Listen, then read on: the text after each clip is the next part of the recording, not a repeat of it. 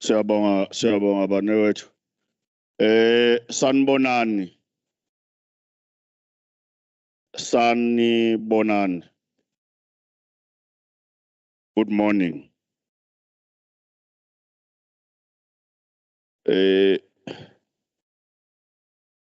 I'm going to suggest that those who are seated at the back, all of them, come this side. The reason I'm suggesting that, so that those who will come in when we have started, they don't distract us walking towards the front. Ngiyanxusa nje ngokukhulu ukuhlonipha ukuthi laba abasemumva sisondeleni ngaphambili. Kwenzela laba abangena sesiqalile singaphazamiseki ngokuthi behle benyuka beza phambili. It's really a plea that we come forward so that we really allow those who will join us late to just come in and be seated at the back. Don't be scared. There is no exam, so I won't be asking questions. So if you're worried that if you are in front, I will see you and point at you, there is no such today. So please,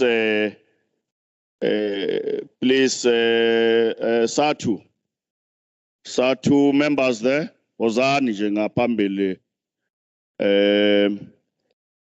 Ozani njengapambili.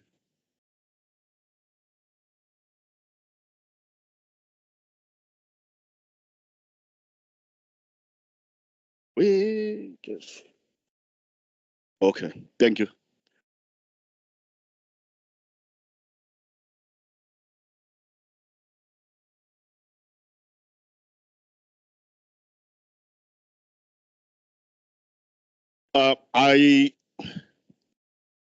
Ngiyafuna ukuthi siqaleni ngenxa yokuthi umhlangano wethu bekuthiwe u10. Masingazama nje ukubekezelelana ukuze siqale. Ngifisa ukunxusa mhlawumbe ngaphambi kokuba siqhubeke nginxuse umhlonishwa uShinga uba sivulele ngomkhuleko lo mhlangano wethu.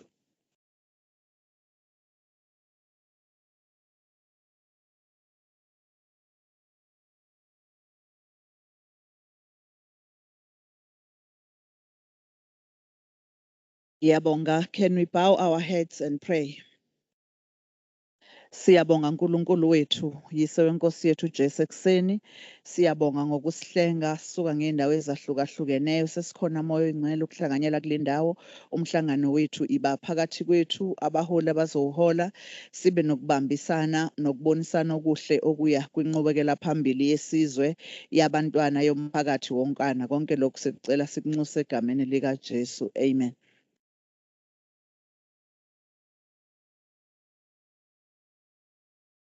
Thank you very much, Honorable Shinga. Igama lami nginguSifiso ngwakaSonjika Isibongo. Sizozama nje ukuthi sihlanganise isilungu nesizulu ngoba angiyazi iAfrikaans futhi angisazi isiSuthu, so ke nizongixolela ngalokho. Ngizozama nje ukuqhuba lapho. Njoba sengishilo nguSifiso ngwakaSonjika Isibongo, ngiyilunga lesishayamathetho KwaZulu-Natal. Ngiphathiswe ukuthi ngibe usihlalo wekomiti lezemfundo kusona isishayamathetho saKwaZulu-Natal. I am with some members of the committee. Some are not here, but I'm going to introduce those members who are here. I'm going to start from my extreme left. We have Honorable Mthethwa Madlopa Mthethwa is a member of the Portfolio Committee of Education as well.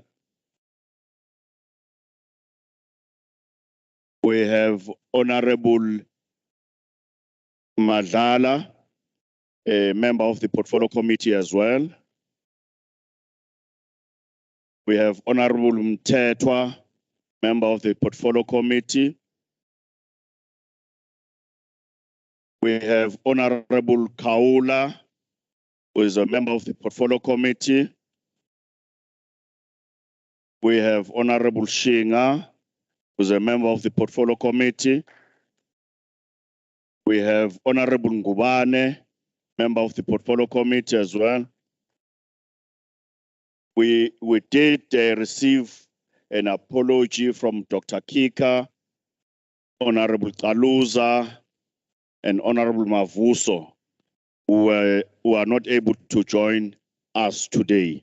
I'm mentioning those because those are the apologies that we received, so that you don't ask me if there's a member of your party you don't see here, and you say, no, but I did not mention them. It's because I'm not aware why are they not here. So I am only tabling apologies that I did receive for this meeting. I'm going to be brief. I do want to acknowledge Deputy Mayor Utadwetu Umbata, Deputy Mayor wasemsinga local municipality, ngiyafisa ukwamukela emhlanganweni Mhlonishwa Mayor.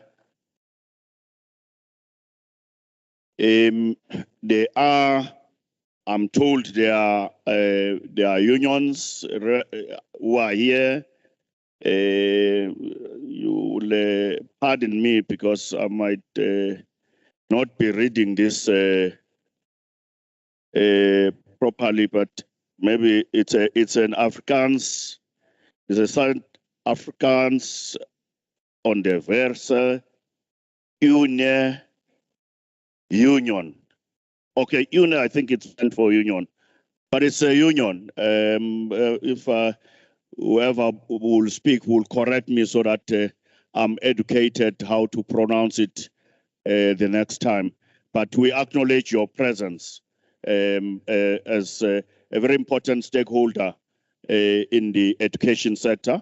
I'm told it's one of the unions in the education. There is SATU. We acknowledge your presence. There is NATU. We acknowledge your presence. Ngizwile ukuthi kukhona ubabinduna ushenge siyakwemukela nduna yesizwe. Ngaphezu kwalokho ke bakhona nje abantu baningi, kukhona abomnyango, nathi sihamba nama-officials e-legislature, sihamba ke ngizwile kubakhona abazali abamele ama-SGBs, akhona nje amalungu omphakathi wonke akhona la, nabaphuma ke emnyangweni wezemfundo bakhona. Sizwile kukhona nje wonke abantu esicabanga ukuthi babalekile kulomhlangano. It's not me today who's going to be doing the talking. But I want to explain how we're going to structure our discussion today. You might be aware why we are here. It's because there is a bill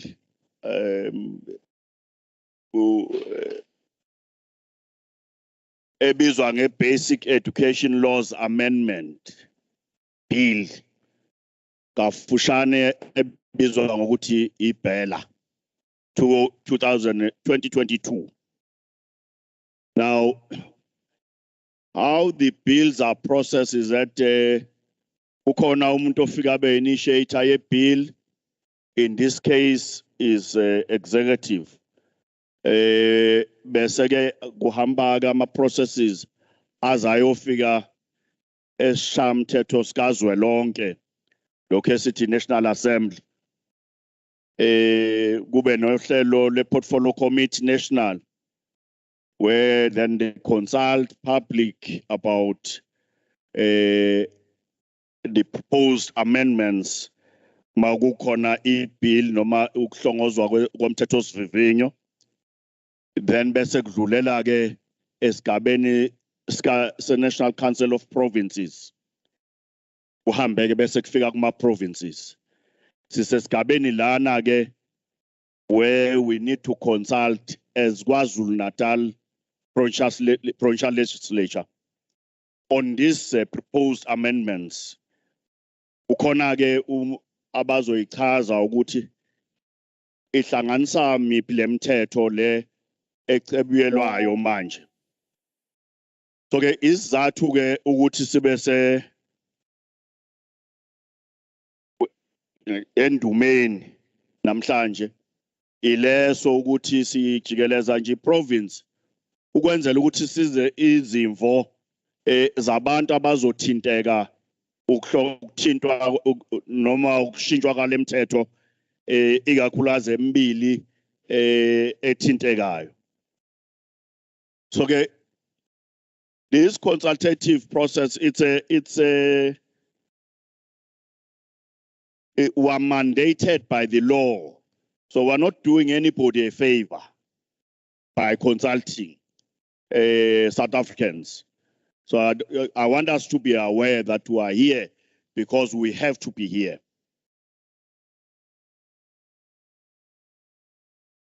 Oh, I'm told I must acknowledge public members and other members who have joined us online. I'm told as we speak, this meeting is on public platforms, YouTube,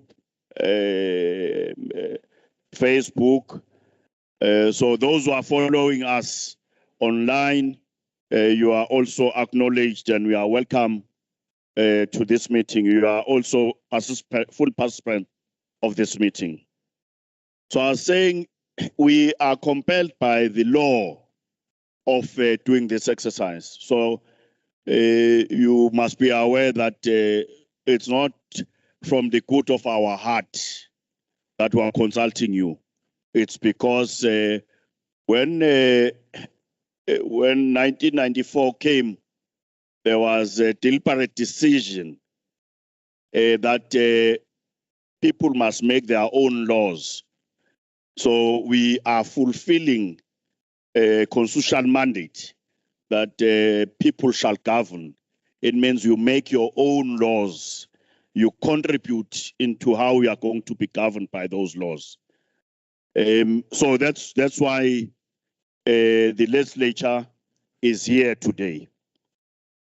Now, there are issues which I'm not going to go to because some of them, myself included, with these honorable members and those members who are not here, will have time to debate and perhaps come to some conclusions, whether we agree with them or not.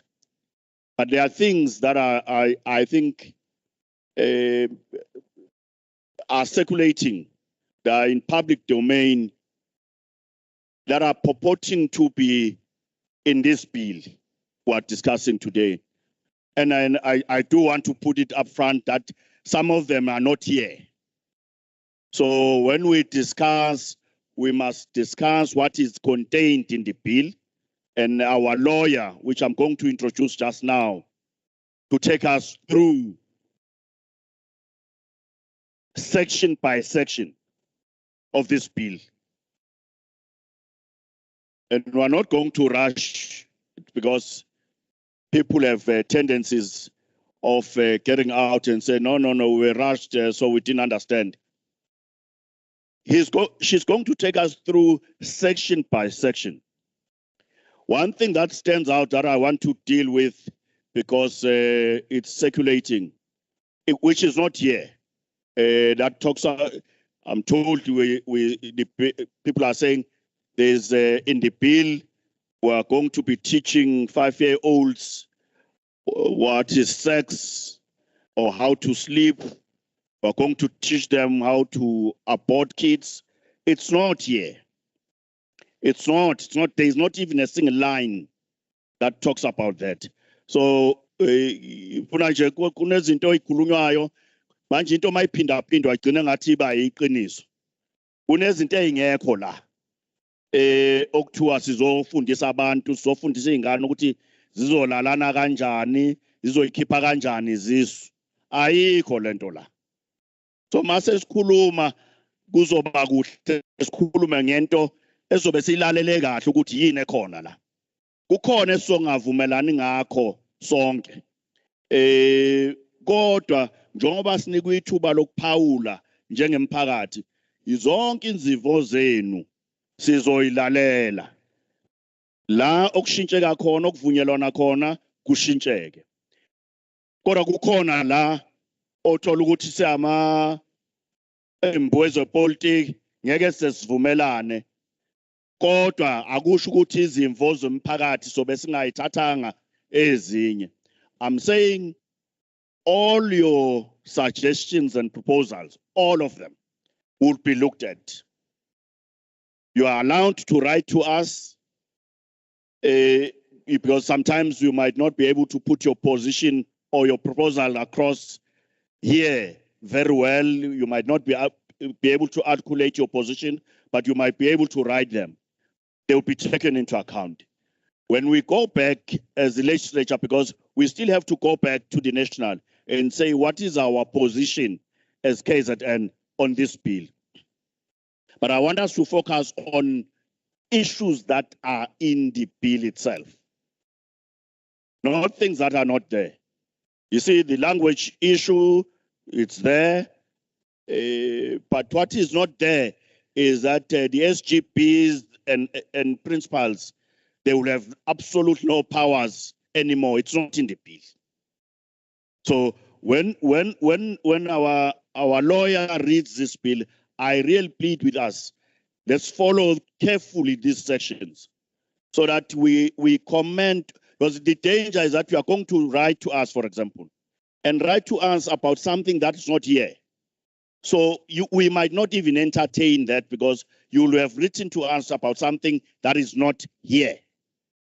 So my plea is that let's try and discuss what is here and make it better. For example, the discussion must be about how do we make this thing as proposed amendments, how do we enrich it? How do we make it better for our own sake and the generations that are coming, especially for our kids, because it will affect us as parents, but it will affect how our kids are taught going forward. So I just thought I must start with that because there are quite a few things that if you listen to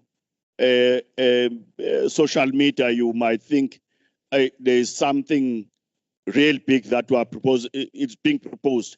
This bill is not proposed by us. It's proposed by executive. So that's we are here today. These members are not participating in this meeting. They are listening.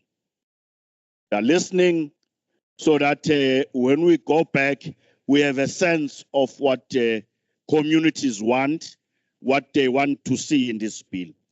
Now, after the presentation, what we will do is that we will then allow you, because this meeting is your meeting, two things that we really want you to do. It's either you ask a question for clarity, because the attorney that we are with here, she's not going to change anything here. If it's a clarity-seeking question, just say clarity. Otherwise, we will prefer you to give us proposals of what you think, because she's not going to come back and say, oh yes, we're changing that clause or we're changing that sentence. She doesn't have that power.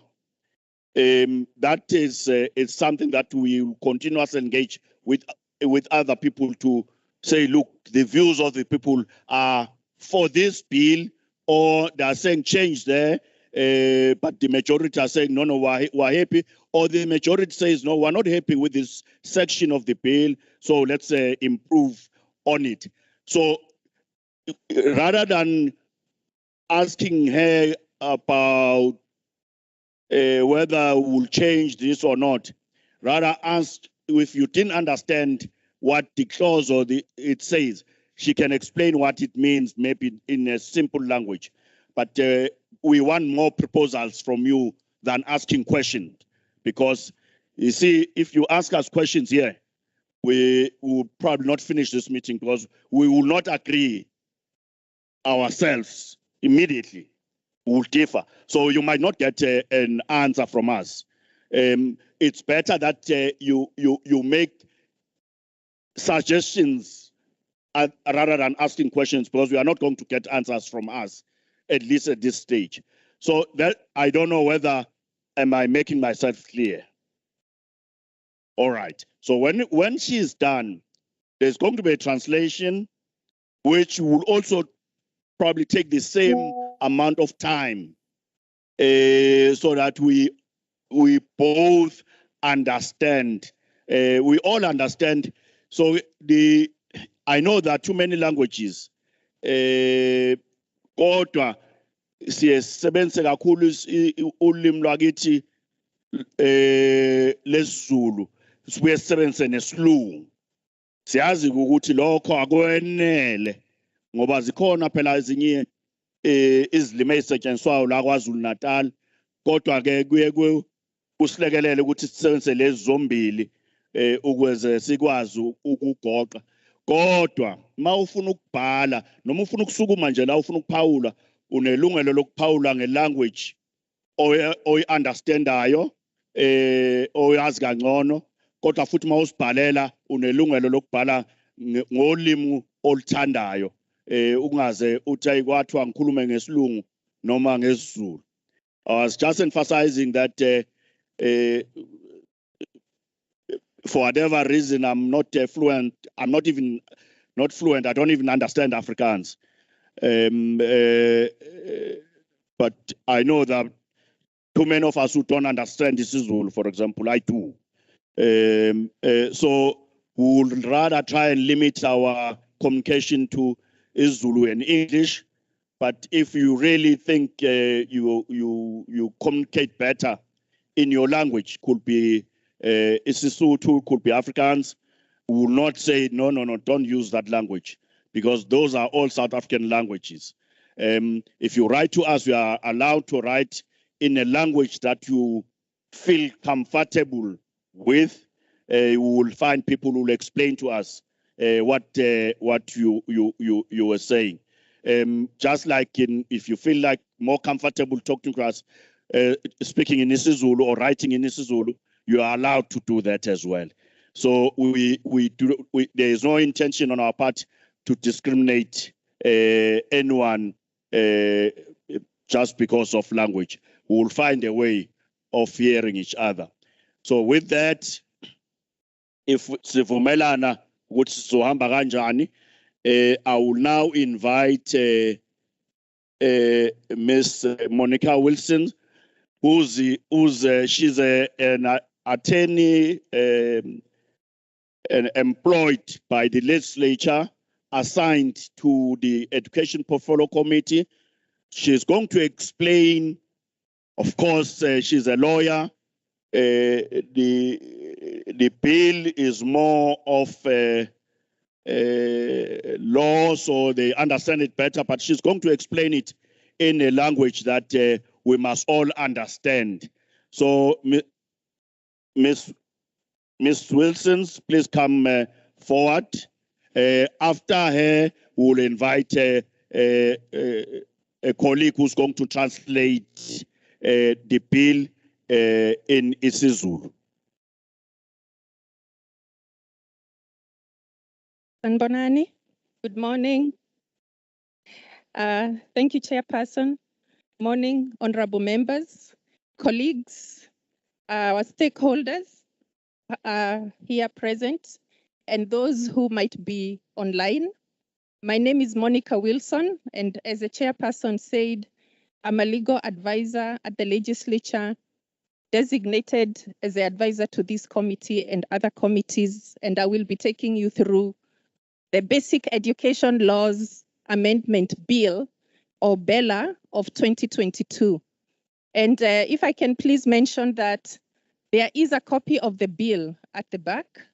There's a copy of my summarized presentation, and there's also an isiZulu translation of the memorandum.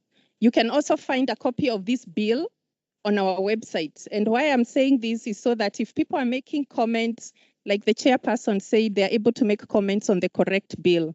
Now, if I can take you briefly to the background, what is the background of this bill? And as the chairperson has said, it emanates from the National Department of Basic Education. And what happened is that the Minister of Basic Education identified as one of her strategic priorities the review of basic education laws. And in doing that, she identified 2 laws that need to be amended. The first one is the South African Schools Act, which I will keep referring to as SASA. And the second one that she identified is the Employment of Educators Act. So the 2 bills that are being reviewed are included in this bill. You will find that the first maybe 40 clauses that we are going to speak to address the South African Schools Act. And the last 10 clauses speak to the Employment of Educators Act. Now, what was the reason? What were the reasons? Because the minister cannot just decide, I'm just going to review laws. There were several reasons that led to the minister reviewing these laws.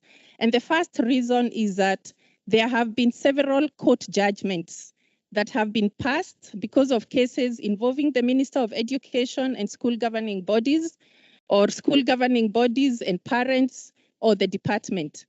And these judgments, the decisions that were made, they touch on the Constitution, some of them, and the right to basic education of learners in different manners. And the minister wants to implement those judgments, and some of those can only be implemented by review of the current South African Schools Act. You will find some of those judgments on page 36 and page 37 of the bill. If I can just mention 3 of those judgments, I think there were 2 from Free State to do with the admission of learners, the MLO judgment. There was also the judgment of Welcome High School and also the judgment of Harmony High School. You'll find a summary of those judgments on page 36 and 37. Then the next reason is that the minister wants to provide for financial and public accountability by school governing bodies, because school governing bodies, they manage public funds and there has to be accountability for the funds that they manage. The next reason is to have systematic improvements, especially on admissions, specifically on undocumented learners, because there are a lot of learners who are denied admission in schools because of the admission process also related to documents. And when I get to definitions, I want to say that you please look at the definition of learner documents, because that has been increased to show that documents that if parents are both South African citizens, the documents that they can provide, whether it's an ID, a death certificate, if one of the parents is missing, an abridged birth certificate. On the learner documents, there's also a list if maybe one or both parents are foreigners, study visa, passports of the parents. If the parents are refugees or asylum seekers, you will see the documents that have been listed there on the definition of required documents. If a child is involved in a court matter, either between the parents or for whatever reason, you will see that there's a definition that court documents can also be accepted. So these are some of the systematic improvements that the minister wants to put in place to make sure that learners are not denied admission in schools. The next reason is to provide for, yes, additional powers to the minister and to the HOD and the MECs, so that decision-making on these 3 areas is enhanced. And then the next reason is to address issues such as central procurement. You will see that central procurement, unlike what is being circulated in social media, is not compulsory or mandatory. it does say in that section, when I get to it, that central procurement will be in consultation with the school governing bodies. Also to provide clarity on home education, to add things like dispute resolution, because there are a lot of cases that are ending up in court between the department and the school governing body. So there's a dispute resolution mechanism that the minister is also adding in this bill. And then lastly is for technical and other substantive adjustments, which can be just of a legal nature. So those are the main reasons.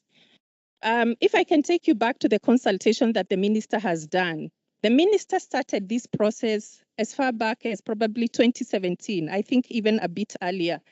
And by October 2017, the minister had received over 5,000 written submissions. The minister consulted with school governing body associations, teacher unions, home education stakeholders, culminating in the first draft being taken to the Portfolio Committee of Education nationally in Parliament in May 2021. The minister has also carried out a socio impact assessment, and this was conducted, and all the recommendations that were made on the socio-economic impact of this bill have been incorporated in the bill that we have before you today.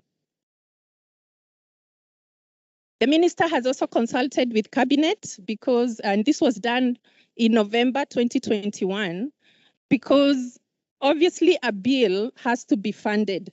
And you will find, if you look at the bill, if you go to page 47, it actually outlines for you the implications of, say, for instance, adding grade R. What will the implications be on the budget or on the infrastructure? And there is no bill that can be introduced in Parliament before the minister has been given a certificate explaining the financial implications. So there was that consultation with cabinet. And then in 2023, last year, the bill was adopted in Parliament. And then in October, it was referred to the National Council of Provinces, because the bill does touch on us as all the provinces. And that's how the bill is now before this committee, because this is the committee in KZN that deals with basic education matters. And once we get your comments, we then consider those comments as this committee, and we as KZN then send our comments to NCOP. And that's why the chairperson is saying it's important that you please give us all your comments, either by email or submissions or in whichever form. Now, if I can get to the actual bill, I will go to clause 1. Clause 1 deals with definitions, and I will not go through all the definitions. I'll touch on a few. And the first one is a definition of basic education. And this is because we are now going to be including grade R, reception. So basic education will now mean grade R up to grade 12. It will no longer mean grade 1. So that is why there is that amendment. The next amendment I want to touch on is competent assessor. And this relates to people who choose to do carry on home education. You'll see when we get to section 51 of the South African Schools Act. I mean, clause 35, that is talking about home education. A competent assessor is going to mean an educator who has been registered with SAYS. It can also be a recognized professional in the field of education. It can also be a person or a body that is registered with SAQA. This is the competent assessor that is going to be required when it comes to do with the assessment of home education that parents choose to give to their children. The next definition that I want to touch on is corporal punishment. And the reason this corporal punishment is being defined is because issues of corporal punishment have not stopped in schools and in hostel accommodation. And the minister has now expanded this because anybody who is found using corporal punishment can now be, if convicted, jailed up to a period of 12 months. And corporal punishment means deliberate act against a child that inflicts pain or physical discomfort. It's not just hitting a child, it's also smacking, slapping, pinching, kicking, shaking, pulling their ears, forcing children to stay in uncomfortable positions, washing children's mouths out with soap, denying children heat or shelter or putting them out in the sun, or forcing children to do exercises which are not in accordance with the curriculum. You know, when some educators tell a teacher, a student to write, "I've been naughty 100 times," which is not part of the curriculum. So it's important that people who are in charge of learners to take account of the new definition of corporal punishment. The next amendment is on special education, because the word special education appears a lot in the South African Schools Act, but it hasn't been defined. So it is now defined there. You will find it to mean education that's designated to facilitate the learning of individuals who require additional support. You'll find that new definition there. And if I can please mention that, please look at other definitions that I have not gone through. For instance, what is the definition of home education? A program of education for a learner alternative to school attendance. Look at the definition. School governing bodies may want to look at the definition of a loan, because if they are going to enter into any loan agreements or financial obligations, then they will see that they may need permission of the MEC. And also, again, look at the definition of required documents for purposes of admission of learners and the definition of drug, because the problem of drugs has continued in schools and the definition has now been expanded because of issues of liquor and what they refer to as weed as well. If I can go to clause 2. Clause 2 is amending section 3.1 of the South African Schools Act. And this is to do with compulsory attendance. So as we have seen, grade R has now been added.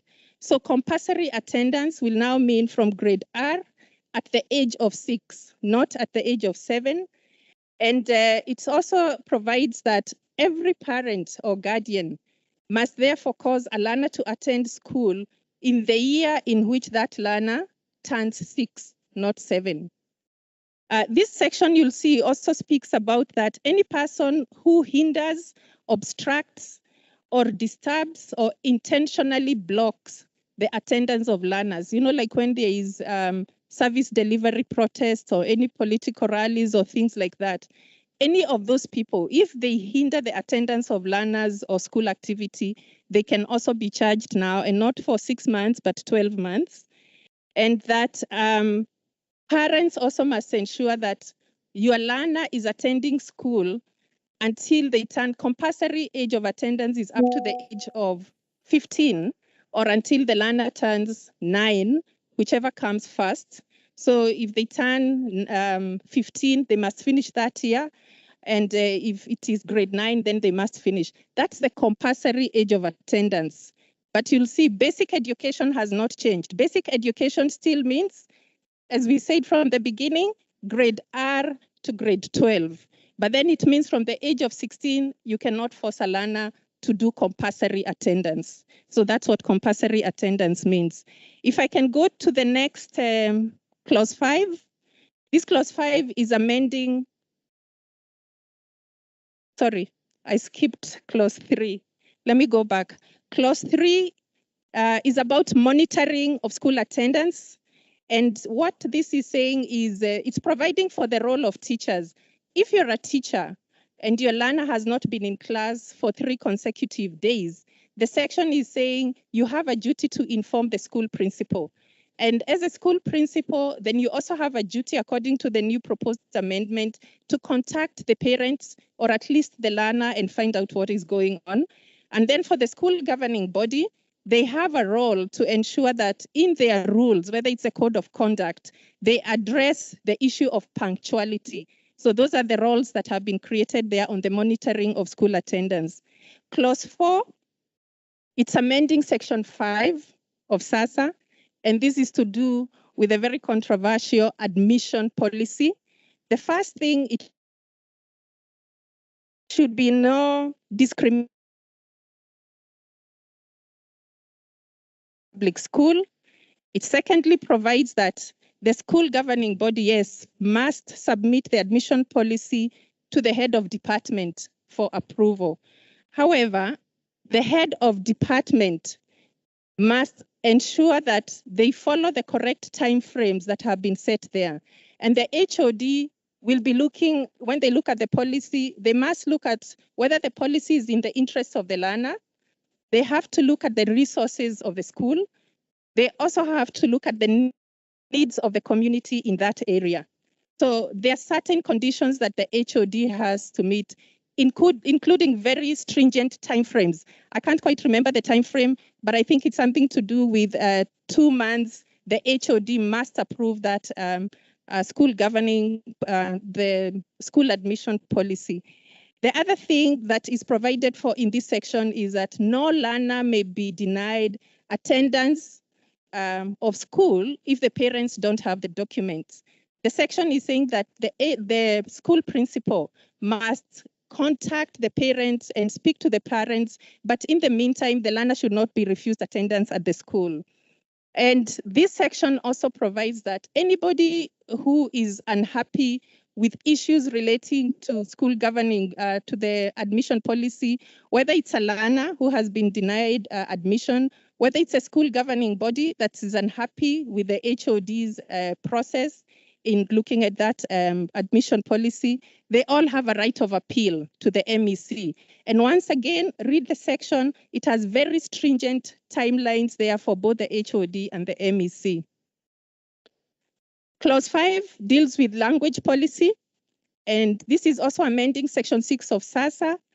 And it's saying that equally the language policy of a public school must be submitted to the HOD for approval. And the HOD, once again, very stringent measures there for the HOD, that the HOD must be satisfied that that policy, the language policy, caters for the needs of the broader community in that area, and that the language policy is in accordance with the official languages of South Africa. And you know, now we also have the sign language as one of the official languages. The HOD is, however, empowered. He or she can request that the school adopt more than one language of instruction. But in doing so, again, the HOD must ensure that they follow the correct process of consultation. And you'll find the amendment 6, subsection 14, actually says the HOD must look and provide resources to that school, because you cannot say to a school, increase your language policy, but the school does not have the resources. The HOD must also equally look at the best interest of the learner, and this is being emphasized because the interest of the learner comes first. HOD must also look at the enrollment trends, the changing number of learners who speak the language and follow the due process. What I want to emphasize is the section also says this policy can be amended every 3 years. So whichever policy the HOD decides should be the correct one for a school can be amended. And once again, school governing bodies have a right of appeal to the MEC. Clause 6 is amending section 6A of the South African Schools Act. And what it's doing, it's empowering the minister to appoint outside agencies or persons who have expertise to advise the minister on matters relating to national curriculum. Clause 7 is amending section 8 of SASSA, and this deals with the code of conduct. The code of conduct that is adopted by school governing bodies must be in accordance not just with the provincial law, but with the constitution. So they have to ensure that they look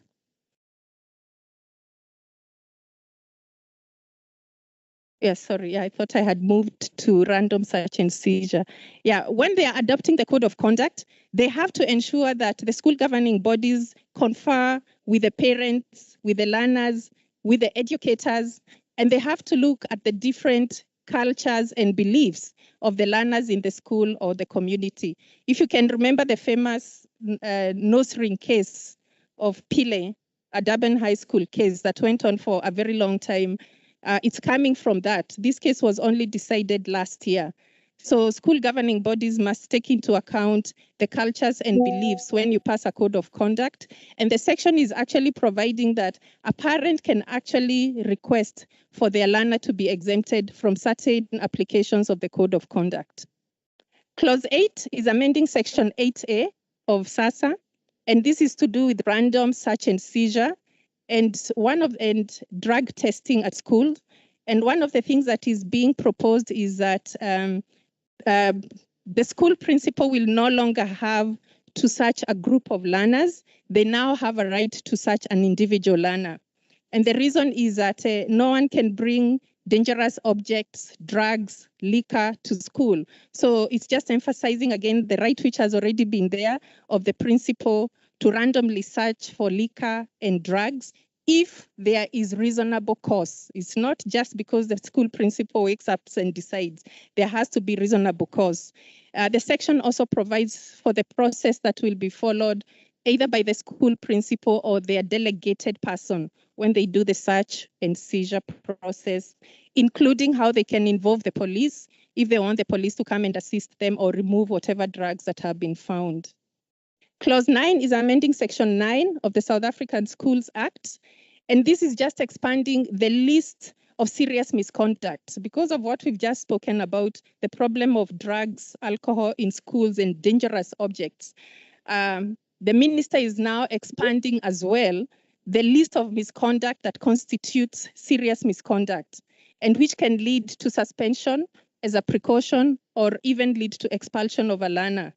And you'll see that the list now includes things like assault, consistent bullying, repeat offending, cheating in exams, theft, bringing dangerous objects and drugs. So I think this is to kind of balance it. If there is no corporal punishment and you also have a right to search and seizure, then school governing bodies have a right to now review, when this is passed, their code of conduct and include all these other new things that have been added in order to deal with difficult learners.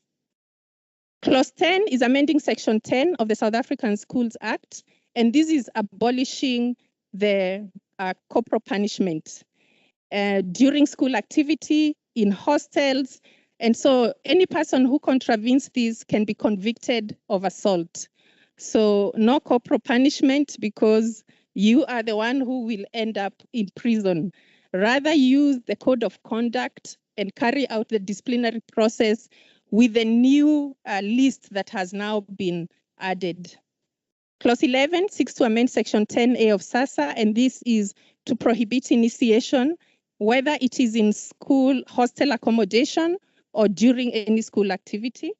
Clause 12 is amending Section 12 of SASSA and provides that a school can apply to the MEC to be designated as a school with specialized focus on talent.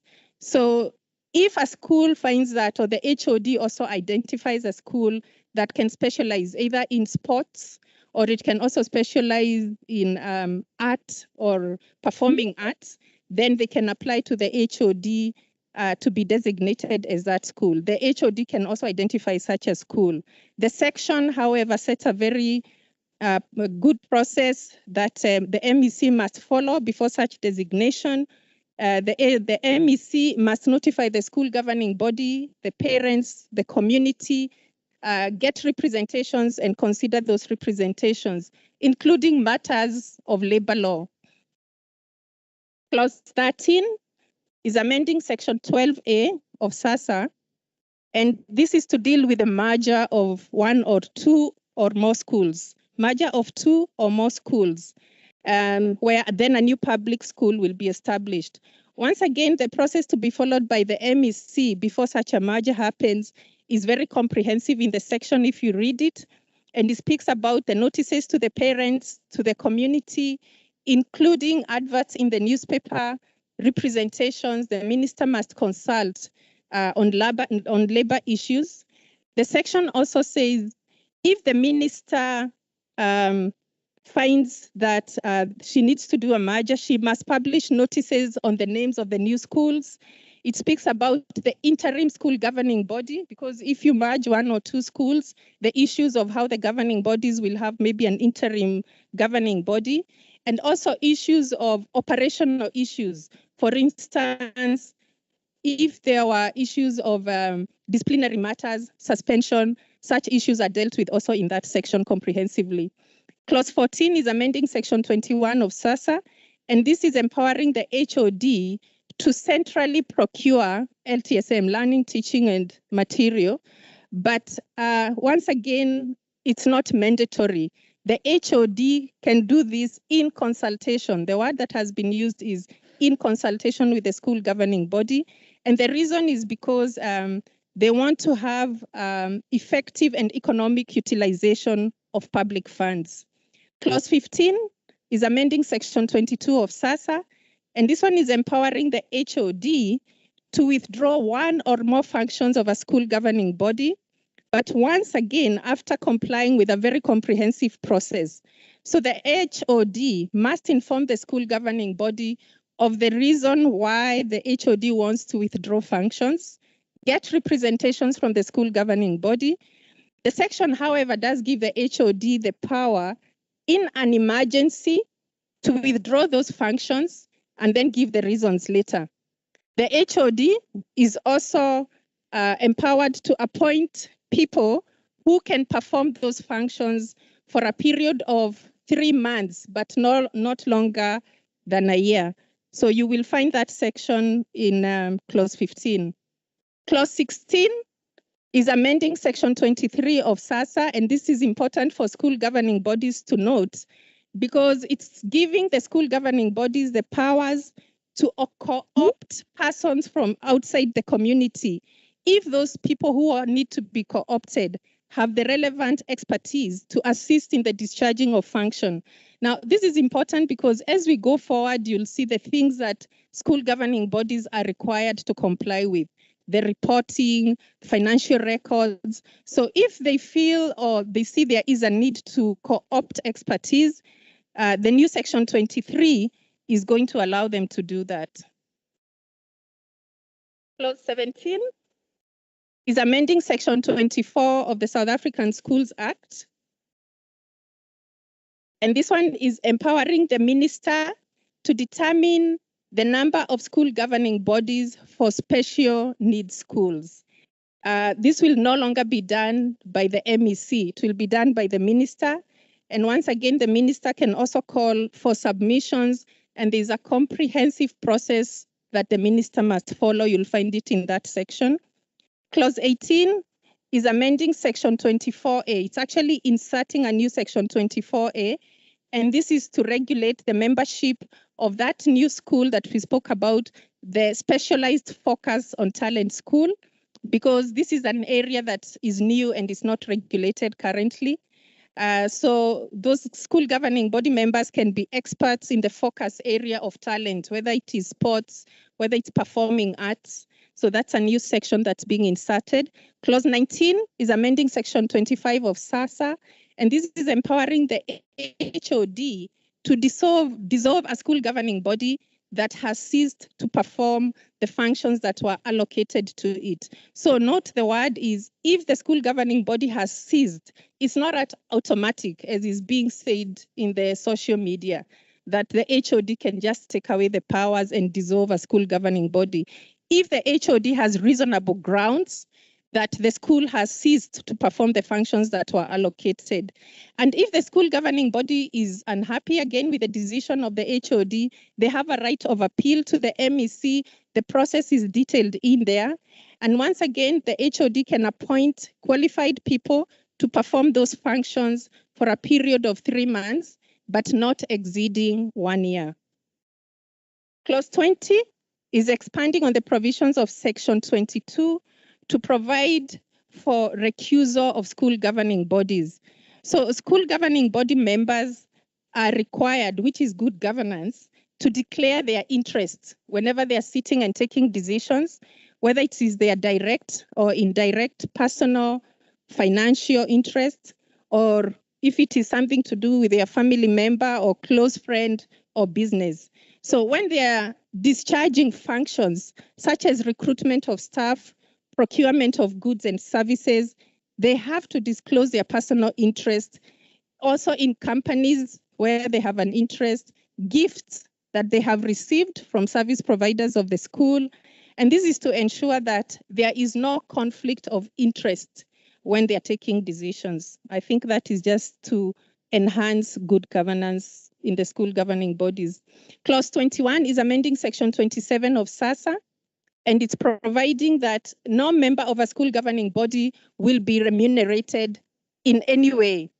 The performance of their duties and the attendance of meetings has to be voluntary. Clause 22 is amending section 28 of SASSA, and it's empowering the minister, not the MEC, to determine the election of members of a school governing body. And this amendment is intended to bring or to have norms and standards in the election of school governing bodies and have consistency in the sector. Clause 23 is amending section 29 of the South African Schools Act, and it's providing that where it is practically possible, only a member of a governing body who is not employed at the school may be the chairperson of the finance committee. So I think it leaves the option of where it is not practical, because the words used are where it is reasonably practicable to do so. For purposes of good governance, the parent must share the finance committee. Clause 24 is amending section 32 of SASSA, and this is regulating the status of learners who sit in the school governing body and who are members of the governing body. And it's as prohibiting these learners from taking part in the process of employment or recruitment of staff, whether educators or non-educators in a school, and also their role when they have to enter into contracts. So they cannot sit in the interview panels or be involved in any way in that recruitment process. They cannot sign contracts on behalf of the school, and also they cannot vote on those resolutions of school governing bodies. And also the section provides that they will not be held personally liable for those decisions that are taken. So I think it's to protect learners who are members of the school governing body. Clause 25 deals with the closing of public schools. And this, once again, is setting a very comprehensive consultation process before the MEC decides to close a school.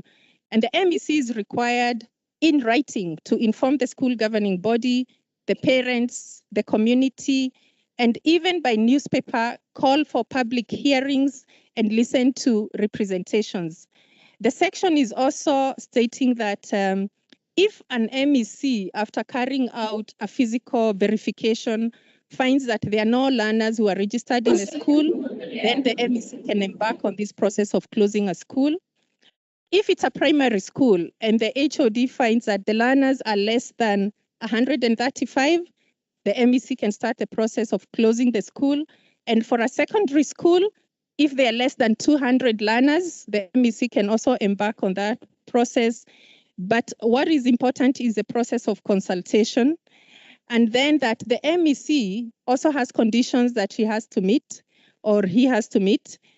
They have to make alternative arrangements for those learners. If you close one school, issues about transportation of those learners also deal with the question of the assets. If you close one school, what happens to those assets, and ensure that those assets devolve to the state. And also look at the interests of the community and all this. The main reason for closing schools is the effective use of state resources. Clause 26 is amending section 36 of SASSA, and this is to deal with leasing of school property, and it's providing that before a school governing body can approve a lease, which is for more than which is for up to a year, they must seek approval of MEC to enter into that lease agreement for any purpose. Also, when they are entering into loans for any financial obligations or overdrafts. So school governing bodies must have written approval if the lease, as I said, is going to exceed 12 months.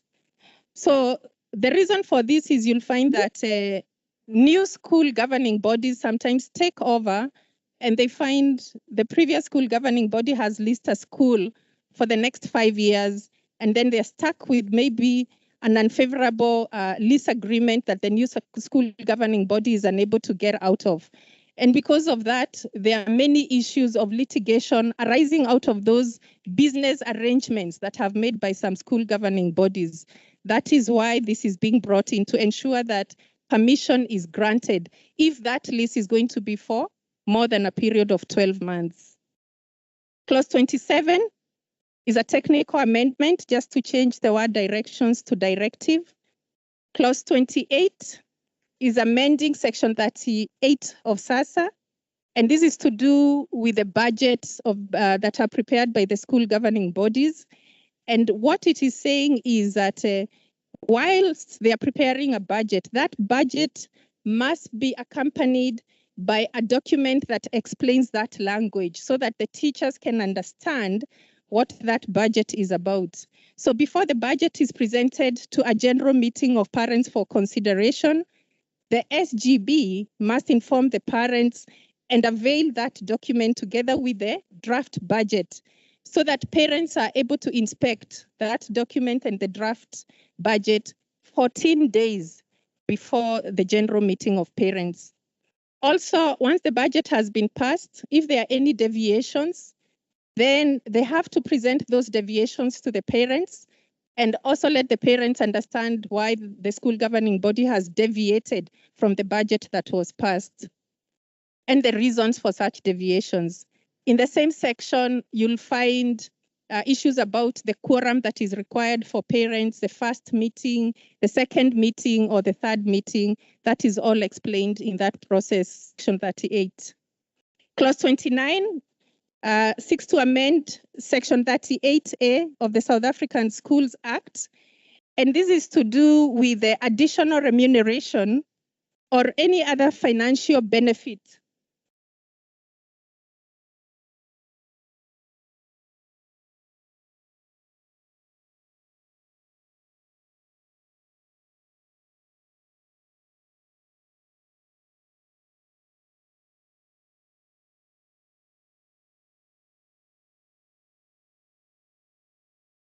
Thank you, Chair. I was explaining that section 38 is also linked to the budget, but this is relating to additional remuneration, especially to teachers who apparently go over and above in doing some work for the school. And what it's including is to say that a school governing body can actually pay teachers over and above their normal salary. The things that are listed, if you go into the definitions of financial benefit or benefit in kind, and you'll find it things like exemption from paying school fees if they have children in the school, credit cards, petrol cards, time off. So there's a list of things that a school governing body can consider to remunerate teachers, but it must be included in the budget and accounted for. Section 30 deals with section 41 of SASSA, the amending of section 41. And this is to do with the exemption of a single parent or parents who need to provide school governing body with the necessary documents when making an application for exemption from payment of school fees. It's related to the issue of documents again and the problem that parents are experiencing when they try to submit documents and those documents are not accepted. So this section is now saying that a parent can actually give an affidavit which shows that when they're applying for exemption from paying school fees, that the other parent maybe cannot be traced or is unwilling to provide information, like where there is a divorce or a separation, or that they are giving the wrong information on the income. So an affidavit should be accepted by the school so that the learner is not unfairly affected because two parents have either separated and it's the learner who is left to suffer. So that is the amendment in this section. And that affidavit can serve as sufficient proof. And also if there is a court order, it can also be produced. So that is the amendment in section 41. Section 31, clause 31 is substituting section 42 of the South African Schools Act. And this is to do with the keeping of detailed records and financial affairs, annual financial statements of a school governing body, and the presentation of those documents to the general meeting of parents. And you'll find that the provision of these documents, the section provides for the timeframes. I think it says no later than 3 months after the end of the financial year. a school governing body must draw up the financial statements, not audited, just the financial statements, which will show if it is investments of the school funds, any donations that have been made, like the ones we spoke about there to remunerate teachers, any funds that have been received and how they have been spent, and then avail those financial records again to the parents for inspection. Clause 32 is amending Section 43 of the South African Schools Act. And this one is giving the HOD the power if the HOD deems it necessary or there is just cause. So again, there has to be a reason why the HOD is being given this power to authorize investigations into the financial affairs of a public school. The HOD can also request for the AG to undertake any audit of the records and financial statements of the school, and even appoint forensic auditors or forensic investigators. Again, it's to do with the accountability of public funds by school governing bodies. Clause 33 is amending Section 46 of the South African Schools Act, and this is increasing the imprisonment of anybody who runs an independent school that is not registered.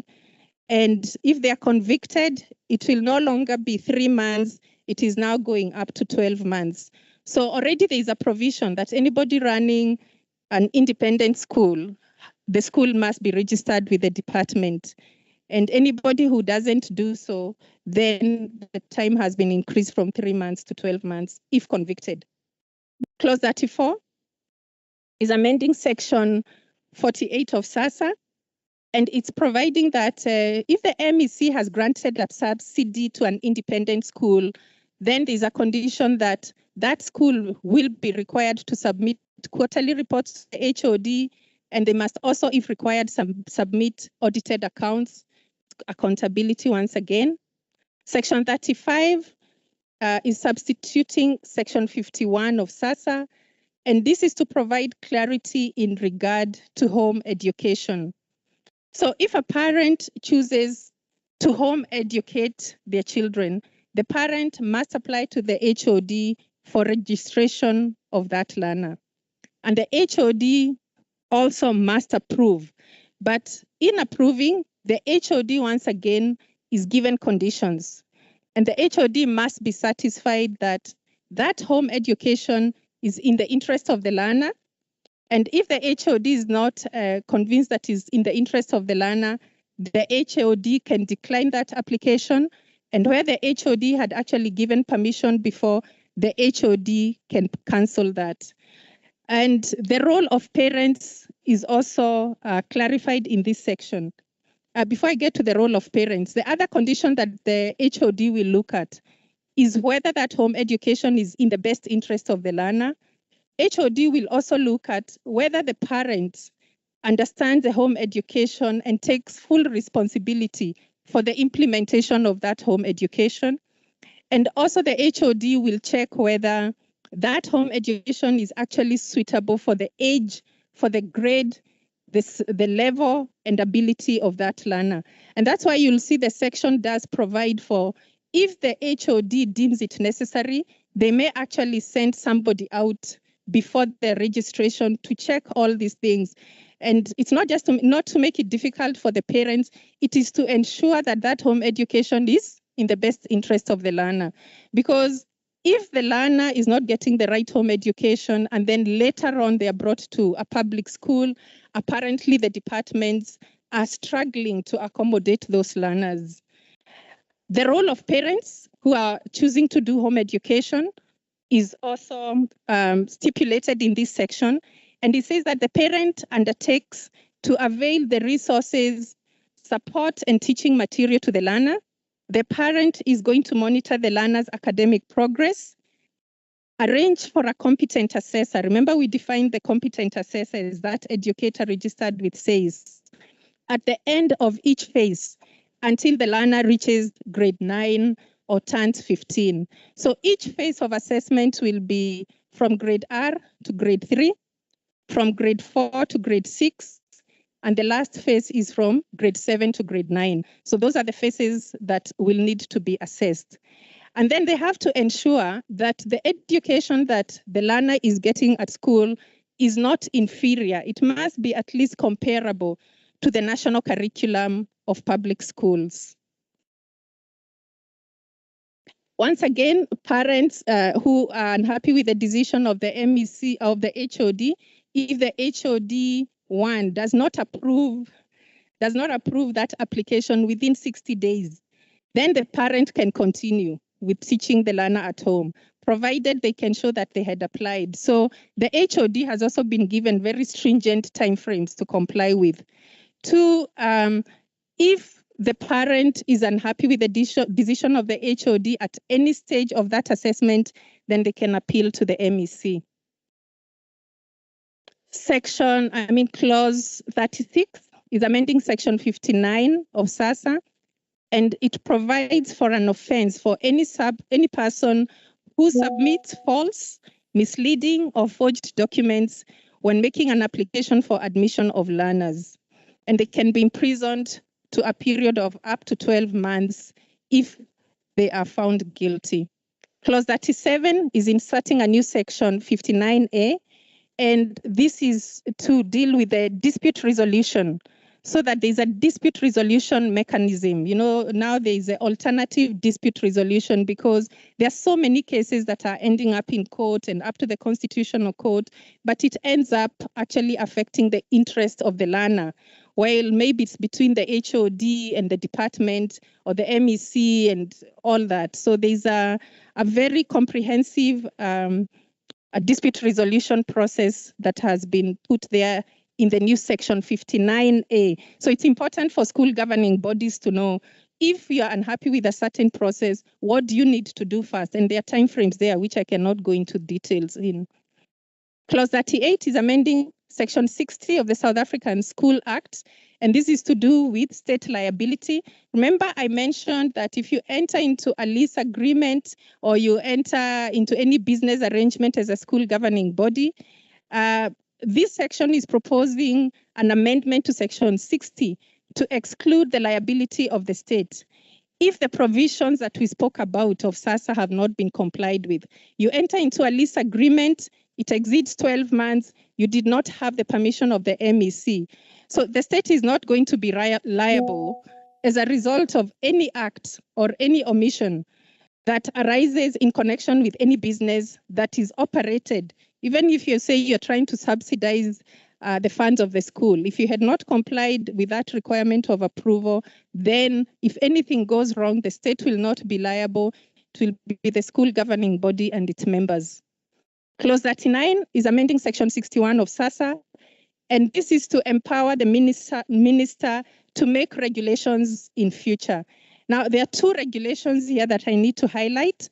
The one that the minister will make regulations about is management of learner pregnancy and admission of learners, norms and standards. This is not something that is in this bill now. All that this section is saying, the minister is empowered to make regulations in future.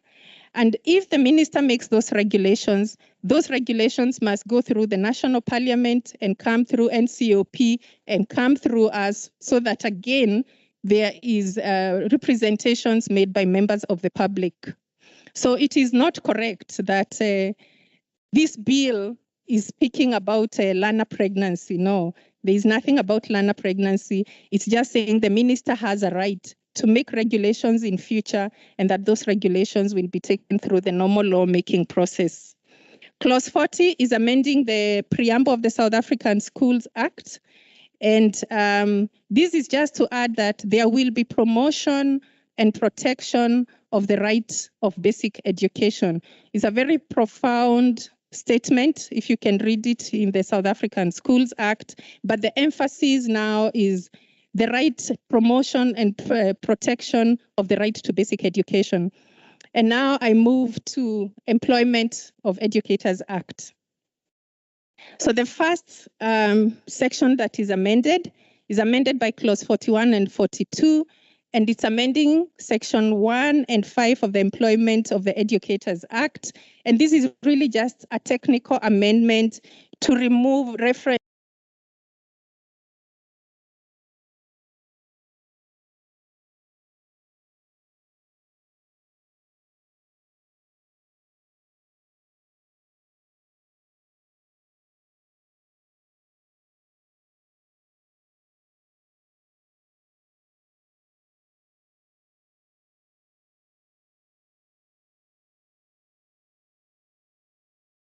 of any posts must take into account the provisions of the Constitution.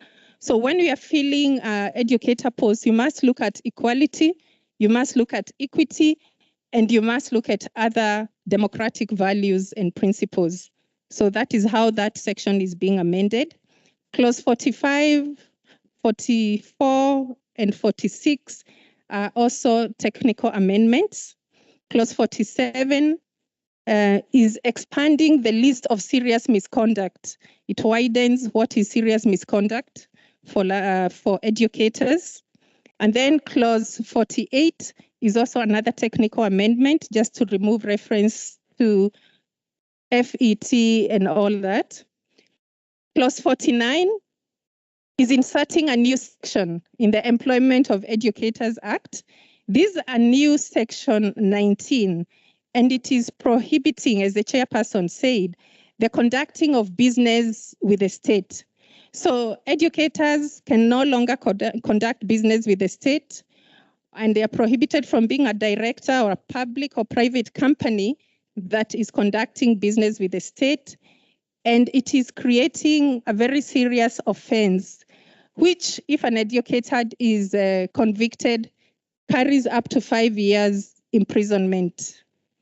And also it goes on to say that any educator who is found guilty of this offense, there is mandatory termination of their employment. Clause 50 is amending Section 35 of the Employment of Educators Act. And once again, it's giving the minister the powers to make regulations regarding district staffing.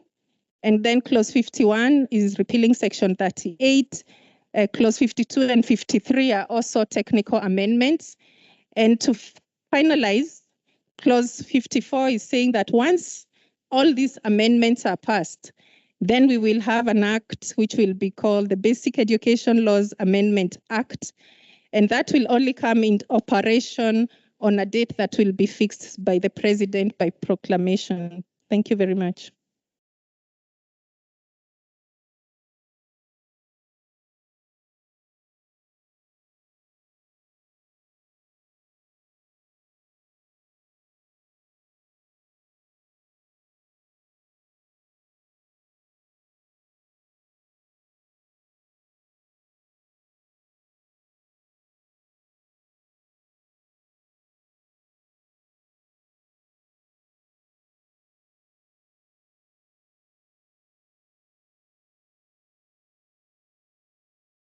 Ngiyabingelela sihlalo. Igama lami nguZamani Manqele ovela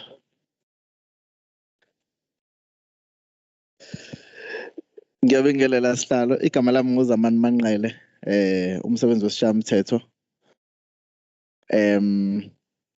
Ngizotolika umthetho osivivinywa lo ochibiyela ke imithetho yezemfundo eyisisekelo.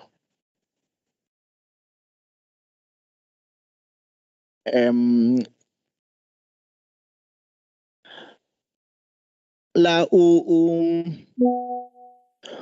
umthetho lo washicilelwa ke mhla zi-13 October kwatholakala ke izethulo ezibalelwa ke ku 5,000 ezabeke zibhaliwe kwaxhunyana ke nayo yonke ke iminyango yezemfundo ezifundazweni zoyishagalolunye kwaxhunyana ke futhi ke nenyonyana ukuthola ke izimvo zazo kwabeke sekwenziwa ke uhlaka ke lwalomthetho kwaphinde kwatholakala futhi ke nezimvo ke ezacutshungulwa ke ezabe ke zikhuluma ngawo lo mthetho ezabe zivela ke ezigungwini zezikole inyonyana zothisha kanye ke nezinhlaka ke zezikole ezifundisa emakhaya. Ibhili yethulwa ke lo mthetho sivivinywa wethulwa ke ekomidini mhla zinhlanu ke kuMay ngo-2021. Wabe ke sewedluliswa ke ngomhla ka 23 April wabe ke sewudluliswa ke udluliswa ke yiwo ke umnyango wezemfundo ke eyisisekelo. Kunezathu ke ezinhlanu ke ezenza ukuthi ke ungqongqoshe akubone kubalekile ukuthi ke kube nomthetho sivivinywa ofana nalo.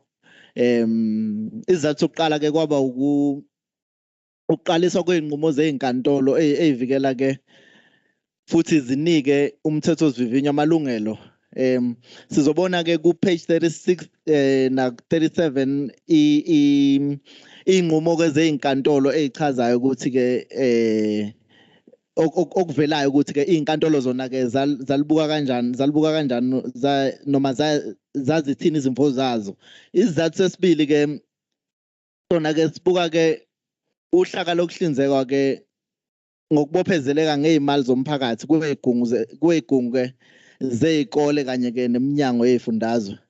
Isizathu sesithathu uhlelo lokuthuthukisa ke indlela yokungena kwabafundi ezikoleni ukuthi ke kwabonakala ukuthi kunesidingo sokuthi ithuthukiswe indlela abafundi abangena ngayo kakhulukazi ke labo ke abafundi abasuke bengenazo ke amaphepha mhlawumbe ngaba certificate noma ke abazali bengenawo amapasi.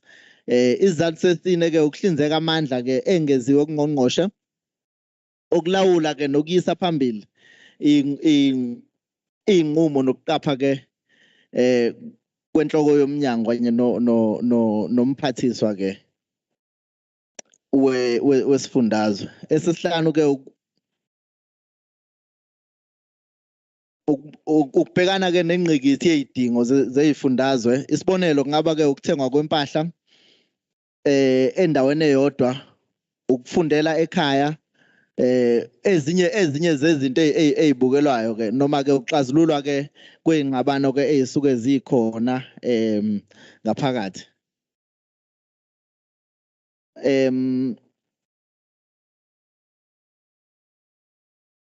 Uma ke sibuka ke lo mthetho sivivinywa ke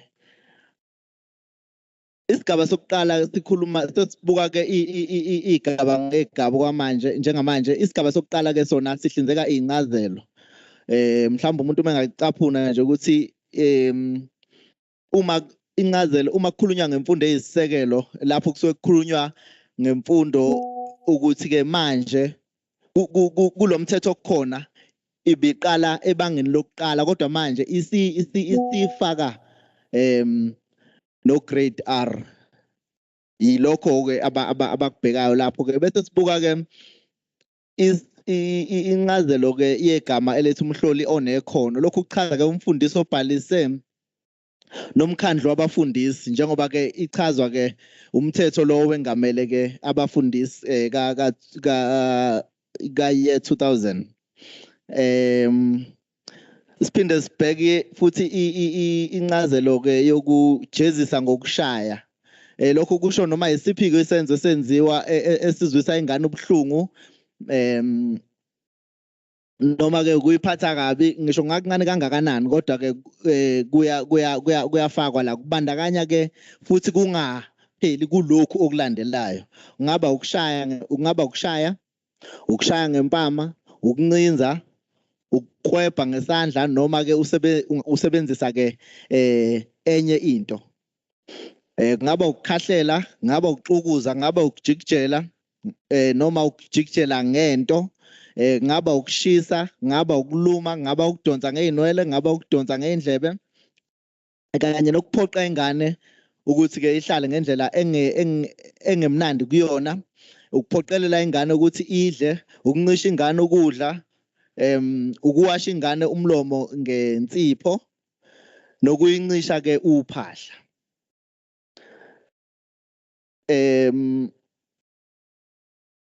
bese ke siqhubeka nazo ke incazelo sibuka ke la incazelo ke yezidingo zemfundo ke ekhethekile. Lokhu kusho ke ezemfundo ezidalelwe ukusiza labo abadinga ukwesekwa ukuze bakwazi ukuhlangabezana neinhlelo noma ke nezinhloso zezemfundo ukuthi ke la kukhulunywa ke ngama special needs. Siphinde siqhubeke sisabuka ke isigaba ngesigaba. Uma sibuka isigaba sesibili sona ke sihlose ukuchibiyela ke isigaba sesithathu sokuqala ke somthetho lo wokwenganyelwa kwezikole. Sihlose ke sihlinzeka ke ukuphoqelela ukuya esikoleni kusukela ebangeni lika grade R ngeke ke kusaqala ebangeni lika grade 1 njengoba besazi kulomthetho khona nokwenyusa ke isigwebo lapha ke esilapha ku esigabeni sesithathu sisuswa ke ku ezinyangeni eziyisithupha sisiwa ke ezinyangeni eziyishumi nambili. Umuntu ke ophambana nalomthetho ileso ke isigwebo ayobhekana naso. Uma sibuka ke isigaba sesithathu sona ke sihlinzeka ukuqashwa ke kuba khona ezikoleni kwabafundi ngaba uthisha inhloko ngaba othisha ngaba ke izigungu zesikole zenza lokhu. Isigaba sesine sona sihlose ukuchibiyela ke isigaba sesihlanu salomthetho wokwenganyelwa kwezikole ngokuhlinzeka ke iminyaka ke yokwamukeleka esikoleni komfundi neminyaka ephoqelela umntwana ukuthi abe sesikoleni njengoba kushiwo esigabeni sesithathu sokuqala. Umzali uma ethanda engafaka ingane esikoleni iqale ugrade R iqale ugrade R ingakafika eminyakeni efanele. Inqobo nje isikole uma sinaso isikhala. Kwakuba nombandela ukuthi futhi isikhungo sesikole kufanele kube yisona esibhalela inhloko yomnyango ukuthi sifake isicelo salo mfundi. Uma siqhubeka siye esigabeni sesihlanu, isigaba sesihlanu sona sihloseke ukuchibiyela isigaba sesithupha leso ke sikhuluma ngokuhlinzeka ke ukuthi sithumele ke inqubomgomo ukuthi isigungu kufanele sithumele inqubomgomo yesikole kanye nanoma isiphi isichibiyelo ke enhlokweni yomnyango ukuthi ke iphasise lapha ke sibheka ke inqubomgomo yolimi iyona ke le okukhulunywa ngayo la ukuthi ke isikole kufanele okungenani sibe nezilimi ezimbili ezisemthethweni. Siye ke esigatshaneni sesithupha sona ke sihlose ukuchibiyela isigaba sesithupha A salomthetho sinikeza ungqongqoshe amandla ke okuqoka inhlaka ezizimele noma umuntu ozokweluleka ungqongqoshe endabeni ezimayelana necurriculum kanye nezinguquko zikazwelonke kanye lokuhlolwa kwabafundi. Isigatshana sesikhombisa sona sihlose ukuchibiyela isigaba sesishiyagalombili salomthetho ngokuhlinzeka ke esigabeni sesikhombisa A ukuthi akuwona noma yimuphi ke umthetho wesifundazwe ke ozosebenza kodwa ke umthetho sisekelo wezwe laseNingizimu Afrika okuyiwona ozobhekwa kanye ke nomthetho lo owengamele izikole. Lemthetho ke kufanele ke ibhekelela izikole kahulumeni ukuthi ke kufanele zamukele umgomo ke wokuziphatha. So umgomo wokuyiphatha kusho ukuthi kufanele kuhambisane nomthetho sisekelo wezwe uphinde uhambisane futhi ke nomthetho owengamele izikole. Uma sidlula ke siya esigatshaneni sesishiyagalombili sona sihlose ukuchibiyela ke isigaba sesishiyagalombili A mayelana nokuseshwa ke nokubanjwa kwempahla kanye nokuhlolwa ke nokuhlolelwa izidakamizwa esikoleni. Isigaba futhi sikwenza kucaca ukuthi ke isikole sinelungelo lokuthi siseshe umfundi uma sinezinsolo zokuthi ke unezidakamizwa. uma sidlula ke siya esigabeni esigatshaneni sesishagalolunye sona sichibiyela ke isigaba sesishagalolunye salomthetho sihlinzeka ke ukufakwa kwencazelo ebanzi ngokuziphatha okubi kumfundi ukuze ke kukhulunywe kakhudlwana ngayo kulomthetho. Isigatshana seshumi sona sihlongoza ke ukuchibiyela isigaba sokuqala ke ngokwenzela ukuthi kube semthethweni ukunqatshelwa kokujezisa ke abafundi ngokushaya. Kusho lesi sigaba sigcizelela indaba yokuvimbela ukushaywa kwabafundi uma kwenza umsebenzi wesikole. Uma sidlula lapho siya esigatshaneni seshumi nanye sona ke sichibiyela ke umthetho weshumi walomthetho ngokuvimbela ke ukufikiswa kwabafundi emahostela. Lokhu ke abake bafunda kulezi izikole namahostela bayakwazi ke yikho ke lokho kungafuneki.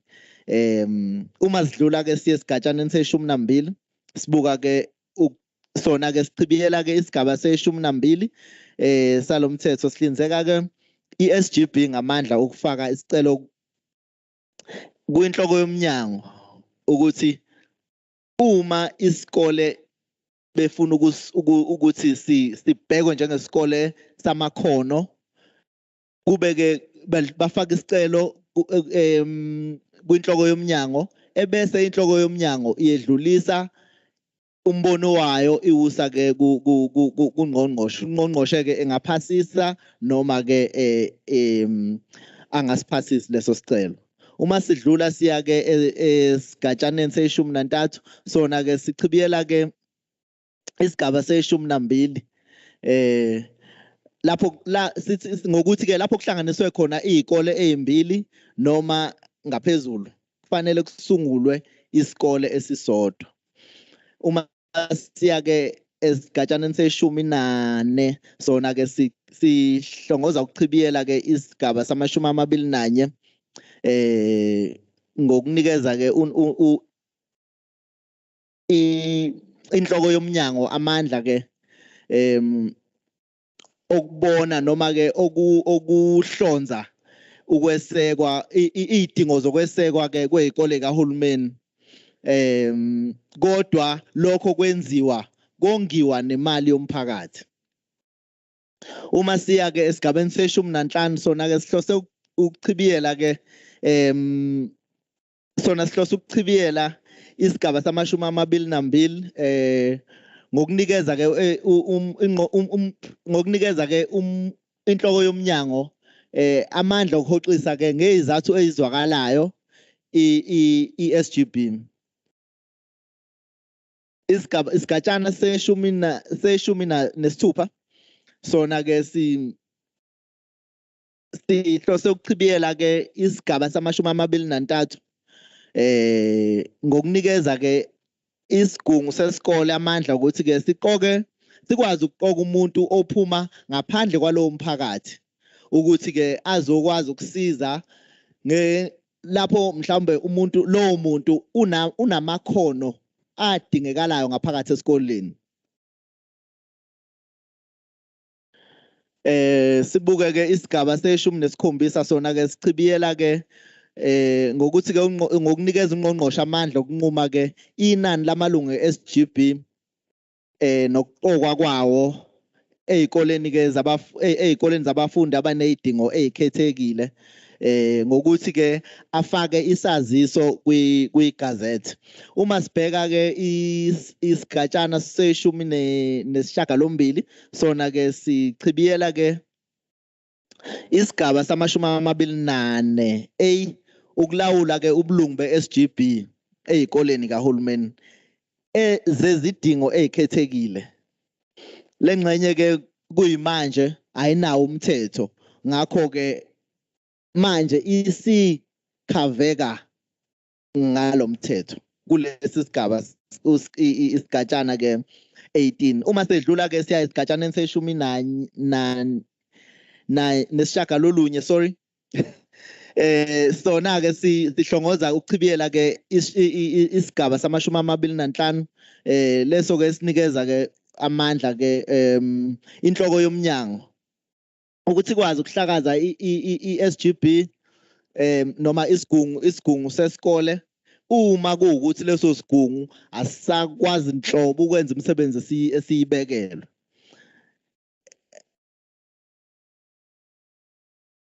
Nokuthi ke lesi sigaba futhi siphinde ke siveze ukuthi ke amalungu eSGB kufanele aveze sekuyisigaba sama20 siveze ukuthi amalungu eSGB kufanele ayiveze intshisekelo yawo ukuze ngabe idirect noma iindirect or iqondile noma iqondile ukuze kwazeke ukuthi lelo lungu lelo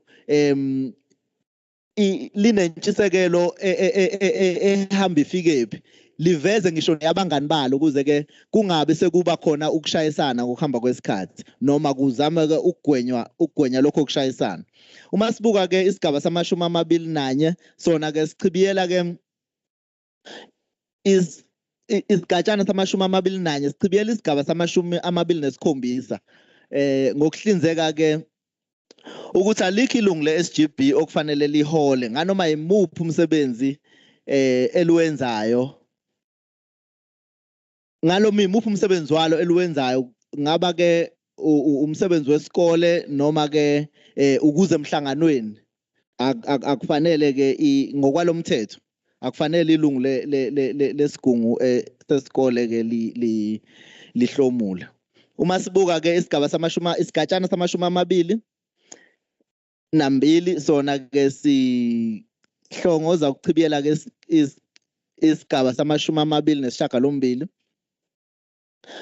nikeza ke ungqongqoshe amandla okubhala kwegazethi ngokukhethwa kweSGB.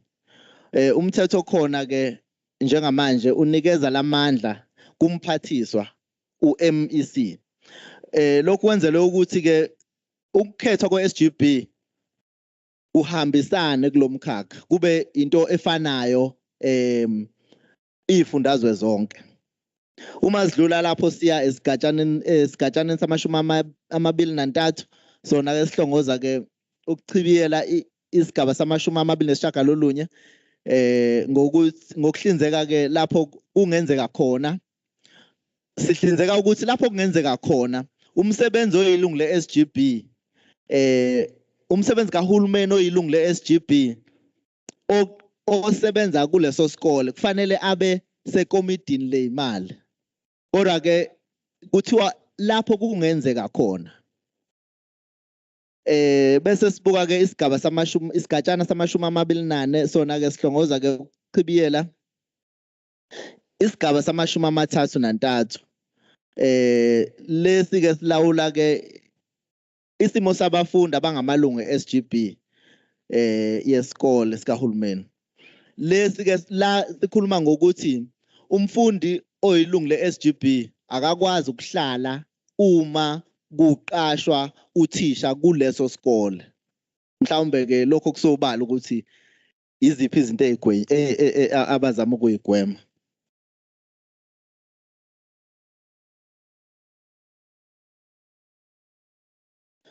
Sibuke ke isigaba sama25 sona ke sizama ke ukuchibiyela isigaba sama33. Lesi sigaba ke sibhekele ukuvala kwezikole kahulumeni. Umphathiswa ke kufanele axoxisane kabanzi nababamba iqhaza ke ezikoleni zikahulumeni ukuze ke afinyelele ekuthatheni isinqumo esifana ke ukuze akwazi ukuthatha ke isinqumo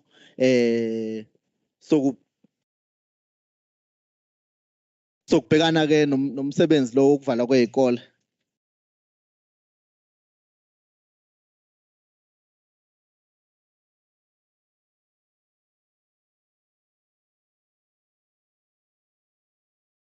Isigaba sama26 sona ke sihlongoza ke ukuchibiyela isigaba sama36. Lesi ke esihlinzeka ukuthi ke iSGB kufanele ke icele ke kungqongqoshe imvume yokuthi ke ikwazi ke ukungena evumelwaneni nganoma yipi ke inhloso kubandakanya ke nokuthola imali imboleko noma ke ukusebenzisa imali engaphezulu kwesabelwe yona lokhu ke kufanele ke bakucele kungqongqoshe kumphathiswa wesifundazwe isigaba ke samashumi amabili nesikhombisa sona ke sifaka ke sihlose ke ukuchibiyela isigaba amashumi amathathu nesikhombisa ke ngokushintsha igama elithi imiyalelo ngelithi iziqondiso lokhu kuchibiyela ke okuhlongozwayo kukulungisa kwezobuchwepheshe uma ke sibheka isigaba samashumi amabili nesishiyagalombili sona ke sichibiyela ke isigaba samashumi amathathu nesishiyagalombili ngokuhlinzeka ke ukuthi ngokuhlinzeka incazelo ke yesabelo mali yesikole kanye ke nokuthi ke kufanele yenziwe ibe khona kubazali ngaphambi kokuthi ke iyethulwe emhlanganweni wa wonke umuntu isigatshana ke samashumi amabili nesishiyagalolunye sona ke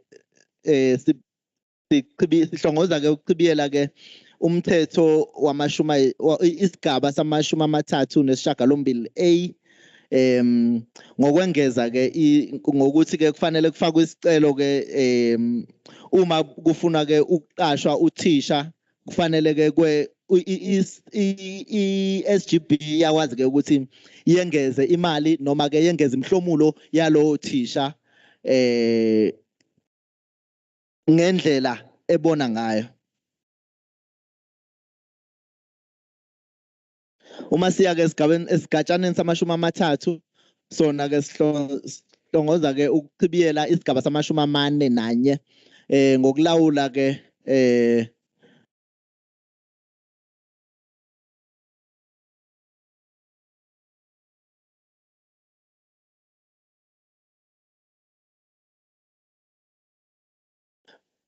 sibheka ke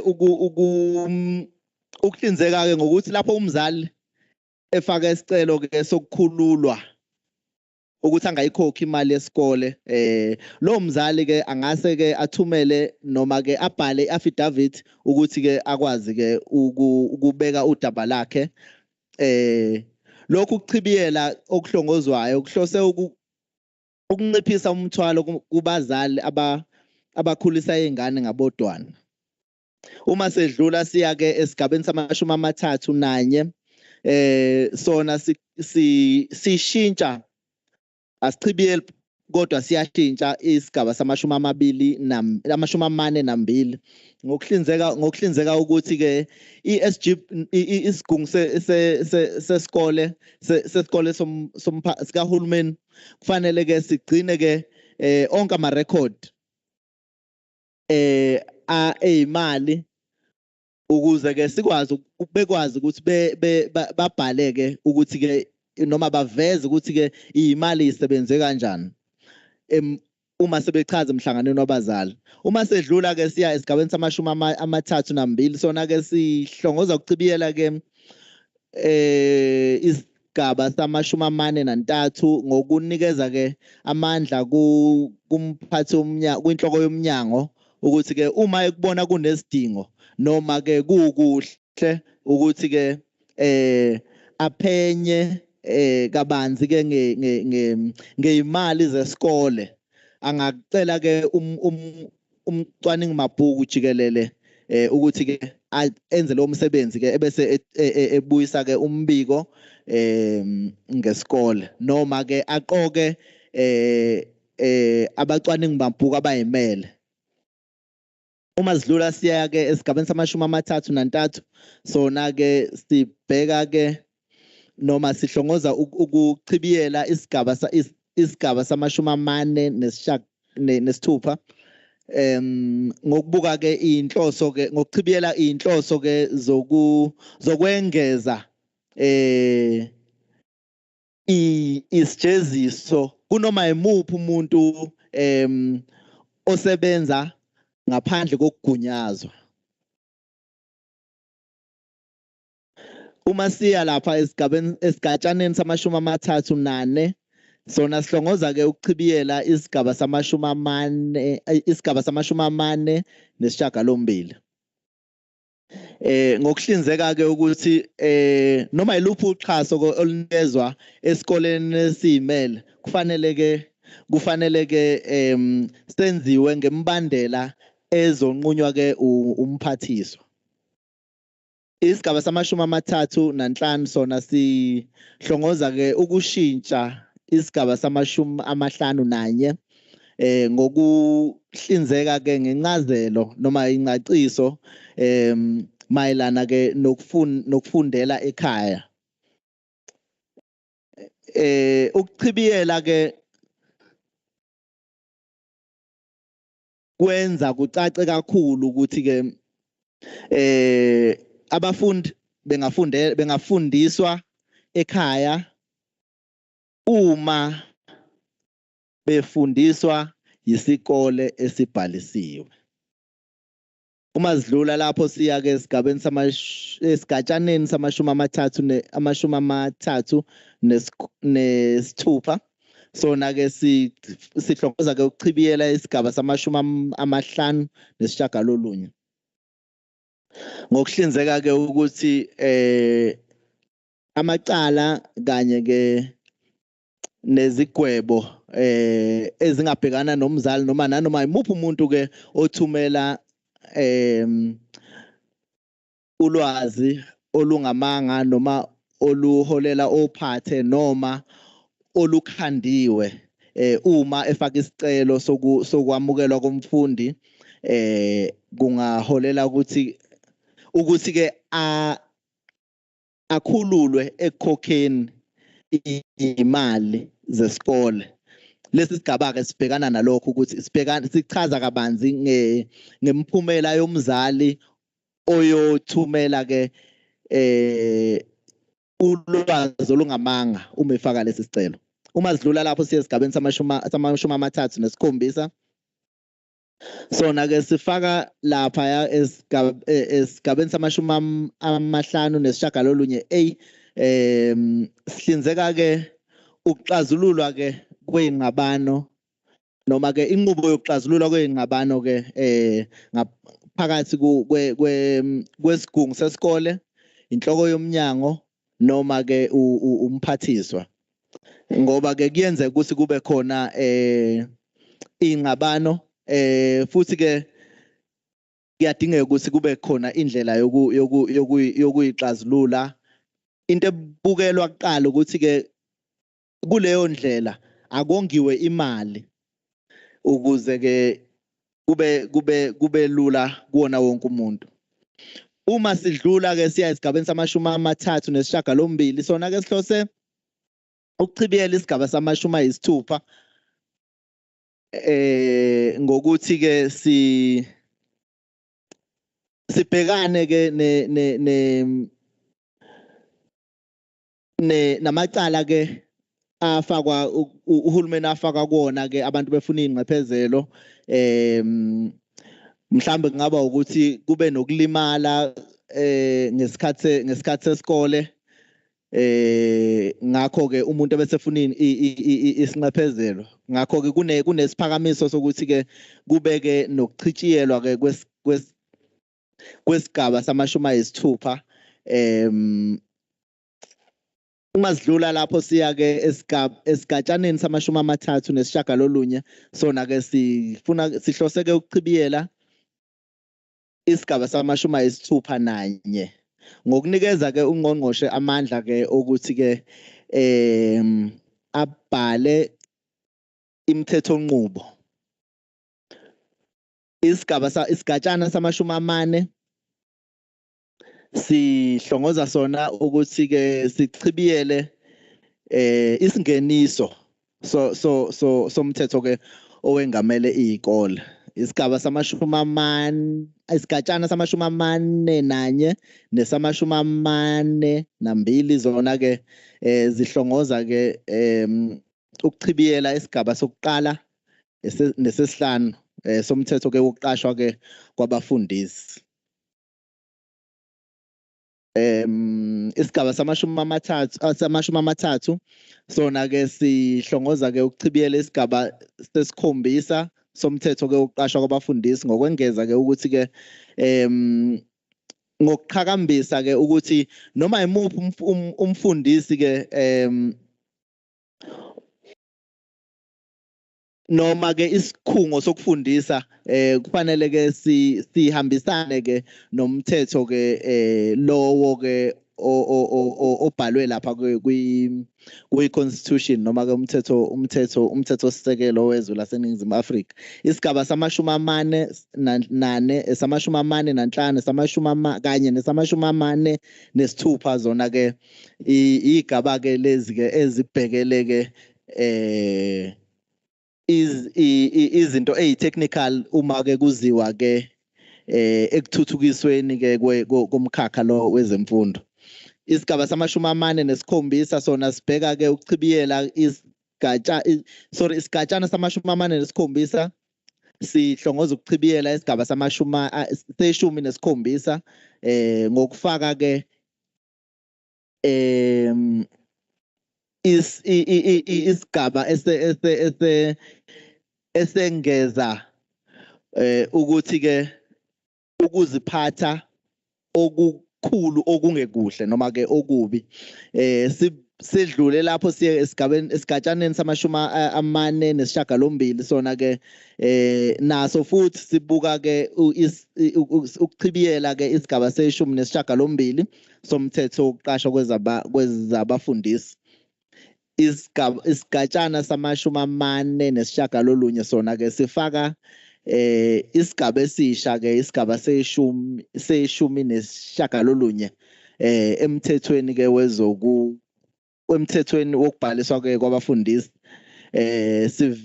sivimbela ke abafundisi ukuthi ke baqale amabhizinisi nohulumeni noma ke benza amabhizinisi nohulumeni noma bahwebe nohulumeni nokuthi ke babe nenkampani okuzoba yizo ezohweba nohulumeni ngqo. Isigaba isigatshana samashumi ayisihlanu sona ke sihlongoza ke ukuchibiyela isigaba samashumi amathathu nanhlanu somthetho ke wokuqashwa kwabafundisi ngokunikeza ke ungqongqoshe amandla ke okwenza imithetho nqubo yabasebenzi ke beyifunda. Isigatshana samashumi amahlanu nanye sona ke sichitha ke isigaba samashumi amathathu nesishiyagalombili somthetho ke wokuqashwa kwabafundisi. Isigatshana samashumi amahlanu nambili nesamashumi amahlanu nantathu zona ke zibheka ke ukuchitshiyelwa ke kwesigaba seshumi nesishiyagalombili kanye no-schedule 2 wokuqashwa ke kwabafundisi. Isigaba samashumi amahlanu nane sona ke sihlinzeka ke isihloko esifushane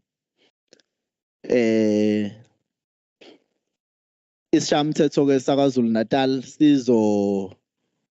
sizozwa ke zonke iziphakamiso zenu ebese ke sicubungula. Ngiyabonga sihlalo.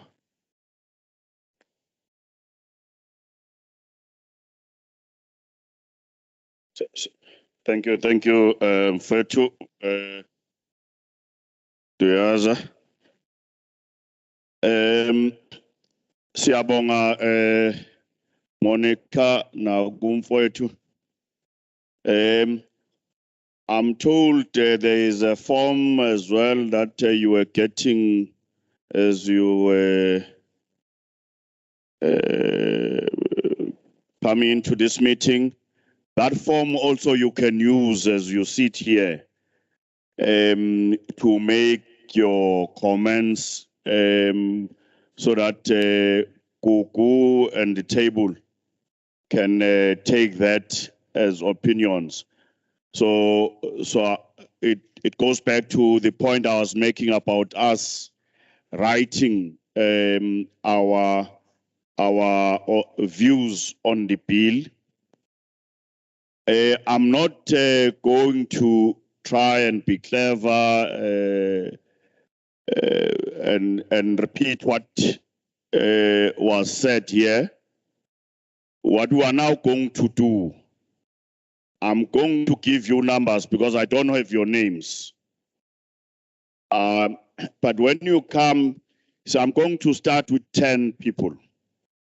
So it's going to be number 1 to number 10. When I give you a number that says we are number 1, please come sit here.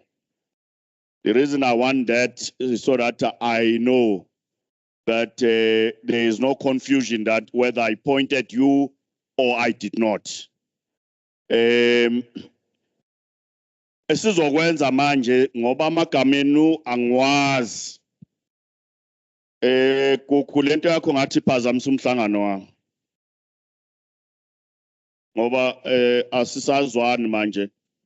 Iphutha elizokwenzeka siwathola wonke lama forms sonke bafethu. Ngenzela ukuthi silalelane ngoba into ehluphayo ngomhlangano maningazwananga kuye kube ngazi ukuthi seniyaqabana kanti ama rules of the game besiwachaza esiqala. So ngcono siwalandele kwenzela ukuthi ungabi nokudideka nokuxabana phakathi nendawo sekufanele sishintshe ama rules. Mangikubiza ngithi unumber 1 noma unumber 3 ngizocela usuke kulesitulo ohleli kusona uzohlala kulezi ezibekwe la. Besivumeleneke nabaphathi bami laba bebebeka le itulo ukuthi izoba ishumi kuphela itulo la. So ngithemba ukuthi izu10 ngempela. You then come here. You sit here. Mawusukuma. Uyazisho njoba ngishilo nje nguSifiso ngawasonjika isibongo. Ngisuka eWard 13 eMtubatuba municipality. Ayinawo umbono wami. Umbono wakho kawudluli ngaphezulu kwemizuzu emithathu. So ke ngiyenzela ukuthi mawuzoqala sibingelele sonke ngamagama kuzokwenzeka ukuthi usudla ku 3 minutes wakho. I'm explaining this thing of time. You say your name. As I say, I'm Sfiso Sonjika from Ward 13 in Tubatuba local municipality. Here is my view or views on the bill. If you know the section, you zoom into that section. But you only have 3 minutes to do that. So if you are going to greet each one of us here by name, you might, your 3 minutes might be gone before you say anything. So I'm just advising you, be careful. We don't mind you greeting us, but we also don't mind not greeting us, because I think when we started, we greeted each other, so that you have enough time to make your views known without me standing up and suggesting you must sit down, because that also looks rude, and we must try and avoid that. So you make your views. Those who came when we had already started, not late, because we might have started earlier than you. So the rule is, don't ask questions. Don't ask us questions, because we're in the process of making a law here. So if you ask us questions, all of us here, we have different views on the amendments themselves. So we are not going to get an answer from us unless we are asking a question that seeks a clarity which I will allow our legal advisor to deal with. We will prefer that you give us your suggestions based on the sections of the bill. You will have seen that I allowed the legal advisor to go through section by section. It's not like we don't have other things that we might be rushing to. It's because we want you to take ownership of this thing so that we are not accused tomorrow of coming here just to tick a box that we came. So it is explained slowly, we all understand.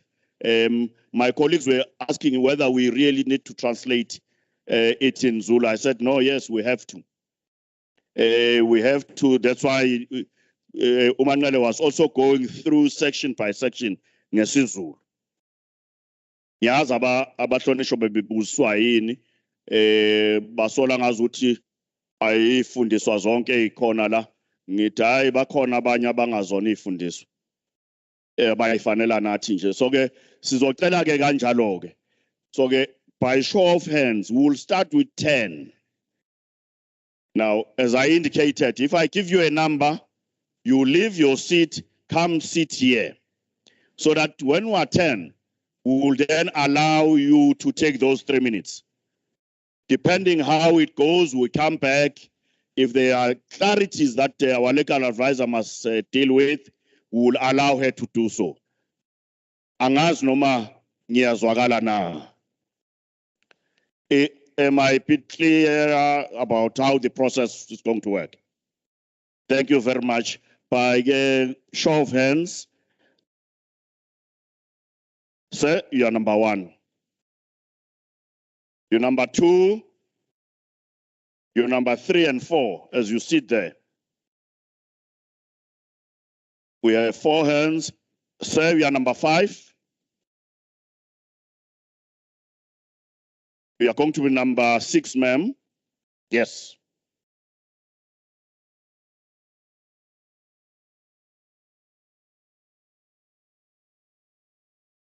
You know, let's follow these numbers, otherwise they're going to confuse me. Ubaba, ngena ngale nje baba.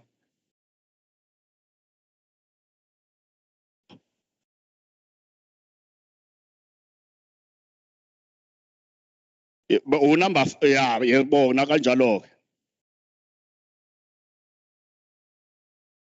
So we have 6.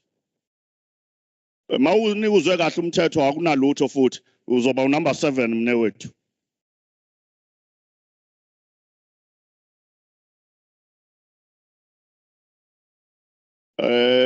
Futhi manuzwe kahle nakhona akuphoqelekile ukuthi niphawule. We will leave it here. We will see manivuka umoya sizobona ukuthi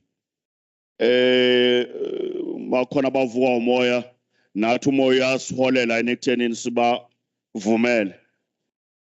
So ke sizocela ke say as I indicated, you say your name, where you from, and then you start with your comments. You are number 1, sir.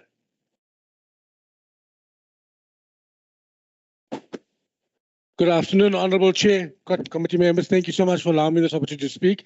My name is Niresh Badal. I'm here on behalf of Let's Do It Together for Education, a registered non-profit organization. I don't know whether it's this thing or you too fast. You said 3 minutes. I have to reject this bill.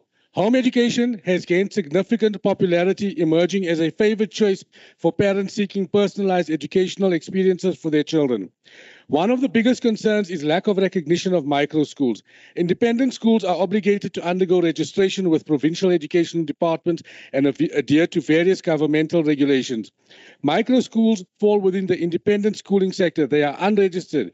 Many of them do not meet the registration requirements because the South African Schools Act does not make provision for them, nor does BELA bill. The registration requirements are not written for large schools. There is no clear or formalized definition of independent alternative education centers in the policy frameworks in South Africa, and one is needed to distinguish these cottage schools as unique entities that serve a purpose within the basic education ecosystem. These institutions offer educational approaches that align with the preferences and needs of many parents and learners.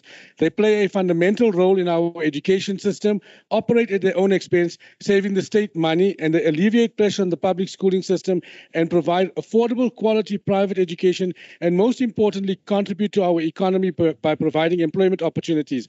Micro centers fill a gap of the shortage of schools in South Africa. Let's Do It Together for Education has a solution to assist in recognizing independent micro-cottage schools. We have established a quality assurance body that not only quality controls micro-centers, but defines them as independent alternative education centers. A standards commission that addresses the needs for effective quality control with educational standards, safety standards, and ethical practices. We have a framework that provides clear guidelines and standards for these alternative education centers and provides a mechanism for parents and students to voice their concerns and seek resolution. Alternative education centers are not a replacement for the large public and private schools. They contribute to the diversification and the enrichment of the educational landscape in South Africa. Rather than aiming to create a separate educational system, instead we seek to address the demand from parents, increase educational opportunities, and improve access to quality education. The democratic principle of parental choice in education is embedded within the Republic of South Africa's constitution. The nature of whether parents opt for prestigious, large-scale, expensive, registered independent schools or smaller, informal, quality-assured, unregistered cottage schools that have greater flexibility in their approach to education should be of secondary importance, with the primary focus being on the institution's ability to deliver high-quality education. South Africa's objective should revolve around ensuring that private educational institutions maintain and consistently improve the standard of education they offer. The Standards Commission, as a quality assurance body, will provide quality standards by which micro-cottage centers will be monitored to ensure compliance with educational requirements, enforce standards of education and operational practices, protect the rights of parents and students, and promote transparency and accountability within the tutor centers. Expanding the private schooling sector is vital. It provides an additional avenue for improved access to superior quality education, which benefits everyone in society. To fulfill the constitutional requirements of the state to facilitate the right of every individual to an education and to enhance educational accessibility and quality in South Africa, micro schools need to be catered for in the bill. BELA bill provides us a I tried. I was trying. You know what I'm suggesting? Because you have your submission is in written form. Just give it to the team. The next speaker, may I suggest that you don't your mic try and not but also don't be too fast. 3 minutes is a real long time. Otherwise, we won't hear you. So thank you very much, sir. My name is Phumelele Khumalo, the regional treasurer of Kyogamjira Commander Region. On the 25th and 26th of January, we met the legislation team in Bergville, and we were discussing the DSD and the learners from age 3, 4 up to 0 months that they are now going to come to the Department of Education. But now, today, the BELA bill is saying on clause 4, page 5, that now in grade R, we can admit learners at grade R, even at a younger age. Is that it looks contrary to what we're discussing on the 25th and 26th. And I believe it will make a lot of chaos in schools if the principals now have to take these small learners that are supposed to go to the crèches that we had last week that we're discussing and visited. So yeah, my point is that please correct that. It looks like there will be a lot of chaos. Thank you. Thank you, Ms. Khumalo.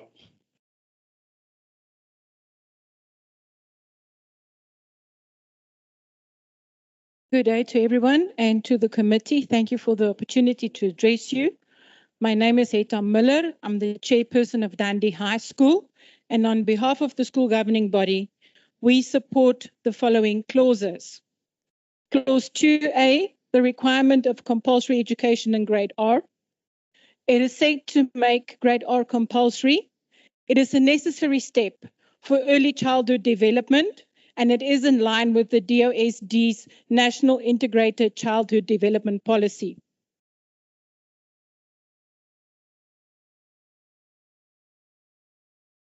We also support the uniform and national measures for SGB elections. There's 9 provinces. Every 3 years, 9 different provincial regulations are promulgated. It causes confusion. Clause 38, criminalizing the act of providing false information. 12 telephone numbers, a child gets injured, we can't reach a parent. We have to look out for the best interest of the learner.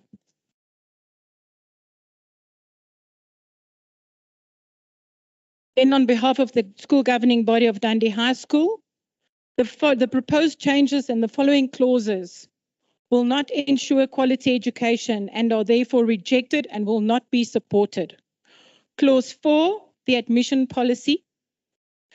Dundee High School and Dundee Junior in the district of more than 600 schools are the only 2 schools facilitating Afrikaans as language of learning and teaching. The only in a district. So let's be careful how we use the word discriminate. Furthermore, clause 5, with regards to the language policy of a school, I have said my piece. Clause 34, providing quarterly reports. The challenge is that the department's use of words is outdated. We live in an era of technology. We use Sage, we use Pastel, and we don't refer to cash books anymore. The clause pertaining to central procurement with regards to LTSM. In KZN, may I please remind you what happened last year with regards to the provincial school feeding scheme? I thank you. You.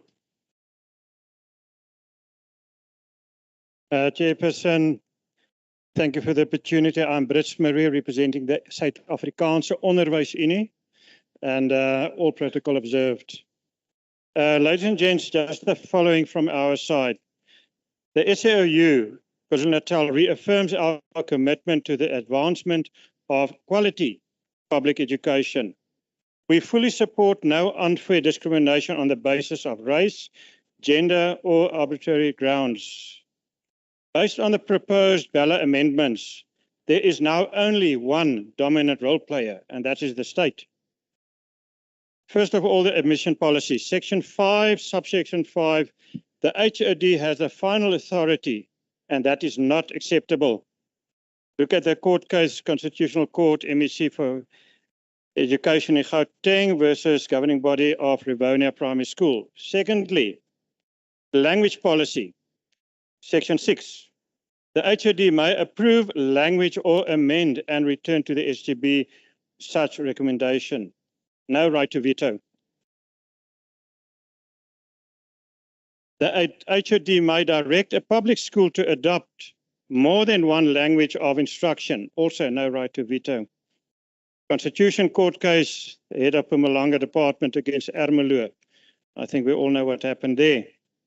Our formal proposal is retain Section 6 with regard to the language policy in public schools. It has passed its constitutional scrutiny. Avoid litigation. The veto power of the HOD opens doors for constitutional contestation. Then our school capacity. Any school reaches a critical point when it must be regarded as full. Objective criteria for this purpose is required. Look at Regulation 9 of the minimum norms and standards for public school infrastructure. And if you look at that, it's abused at the moment. Contentious versus acceptable amendments. Section 9 and 10 on learner discipline.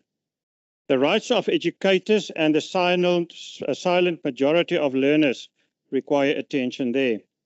We agree with the prohibition of corporal punishment. Unilateral utilization of school facilities is not acceptable at all. That local district office may be allowed to control the utilization of school facilities. Section 21(3)(a), compulsory centralization of procurement, centralization procurement of the PPEs during the COVID period graphically illustrates the danger. The SAU would furthermore like to propose a new governance model. The current model has been in place for 26 years. Many public schools are extremely exemplary and comparable to the best independent schools. Section 21(a) status is proposed for these schools. The criteria that we would like to use is the 3-year clean financial audit, comply with the minimum criteria determined by the Minister with regards to academic performance, and 3 years proven record regarding academic performance. I thank you. Thank you very much. Because it's also written form, we'll prefer that you also give us that. It will help us when we go through all the comments. Thank you, sir. You may proceed. Sawubona wemdidiyelo ohlelo njani. Cha, ake sibuke lapha ulo clause 3. Angibange ngisezwa ngathi ubaba ubani igama? Oh, nguSimphiwe Komkhize mina kwala iDande. Bona la Endumeni. Baba la clause 3 la ukhuluma ngemonitoring yoma school attendance. Asizwa le clause ikhuluma ukuthi bazokwenziwa njani abazali if they are not reporting i-absenteeism ey'ngane zabo behlezi nasemakhaya. Mbona lento izoba ibhedini kothisha ngoba yona ibhili uqoba ithi 3 days ingane ingekho esikoleni akureport uthisha omkhulu. Within 24 hours lo uthisha omkhulu bese phuma i-SGB esikole iyogcina ingane. Njoba lezi ingane ey'kipita ke zokwenziwa njani?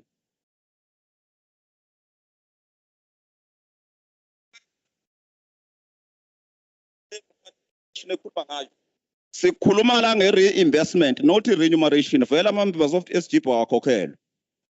Right? Sengiyedlula futhi angizulungu wabiza onke. Ngizodlula ngiye kule clause le ekhuluma ngama-serious acts of misconduct asuke ekhomithwe mhlampe othisha.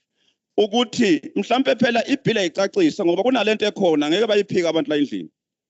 Kunalento ekhona yokuthi othisha kakhulukazi lapha ezikoleni bayayisikela nje inganeni zethu. Ingane igcina imithi sowuthisha. Then uthisha ugcina exoshwe emsebenzini. But bekungase ngakhulunywa ke ngefuture yengane ukuthi izokudlwa ubani phela. Igcina ingane isiyondlwa istate kanti ngabe yondlwa uyise wayo. Akuyicacisa ibhili ukuthi izokwenza njani la. Isiya kwi-Employment of Educators Act. Because no angisho ngoba ngibavuna. Ngisho ukuthi because phela uma ingane ingasezokondliwa sekuzoba inkinga lokho kanti ukhona uthisha uyasebenza. Ngoba inkinga enkulu ebangwayo ezikoleni leyo ukuthi omisi kuyaziwa abothisha omkhulu.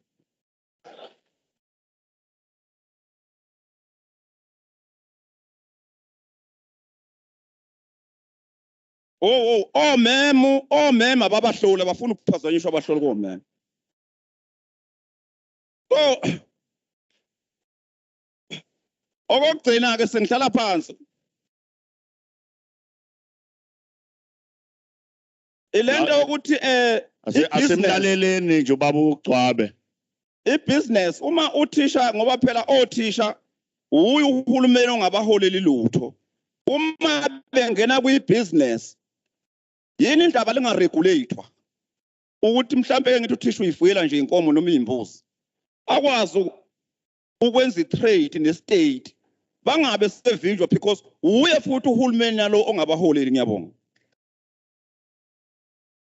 Thank you, Cwabe. Ma'am, you're next. There's a mic in the seat.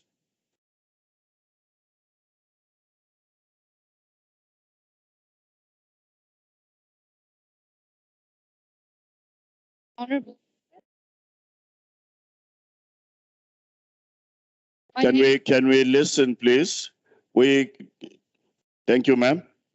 Honourable members, thank you for having the opportunity to speak here. My name is Anna Bremer and I'm a veteran homeschooling parent. If homeschooling my kids were a failure, I would not be standing here today. And the way that I did it showed that it was a success. But now it all wants to be changed by the government and we don't know how. Why? My 3 homeschool children are thriving citizens of South Africa today, business owners and responsible, wholesome, law-abiding citizens. I reject the BELA bill, especially clauses 37 and 35, where registration of children is addressed. The way the Department of Education is conducting this is simply not practical. Officials who do not know the many avenues, possibilities, and curricula should not be in a position to make decisions regarding the rights of parents regarding their children.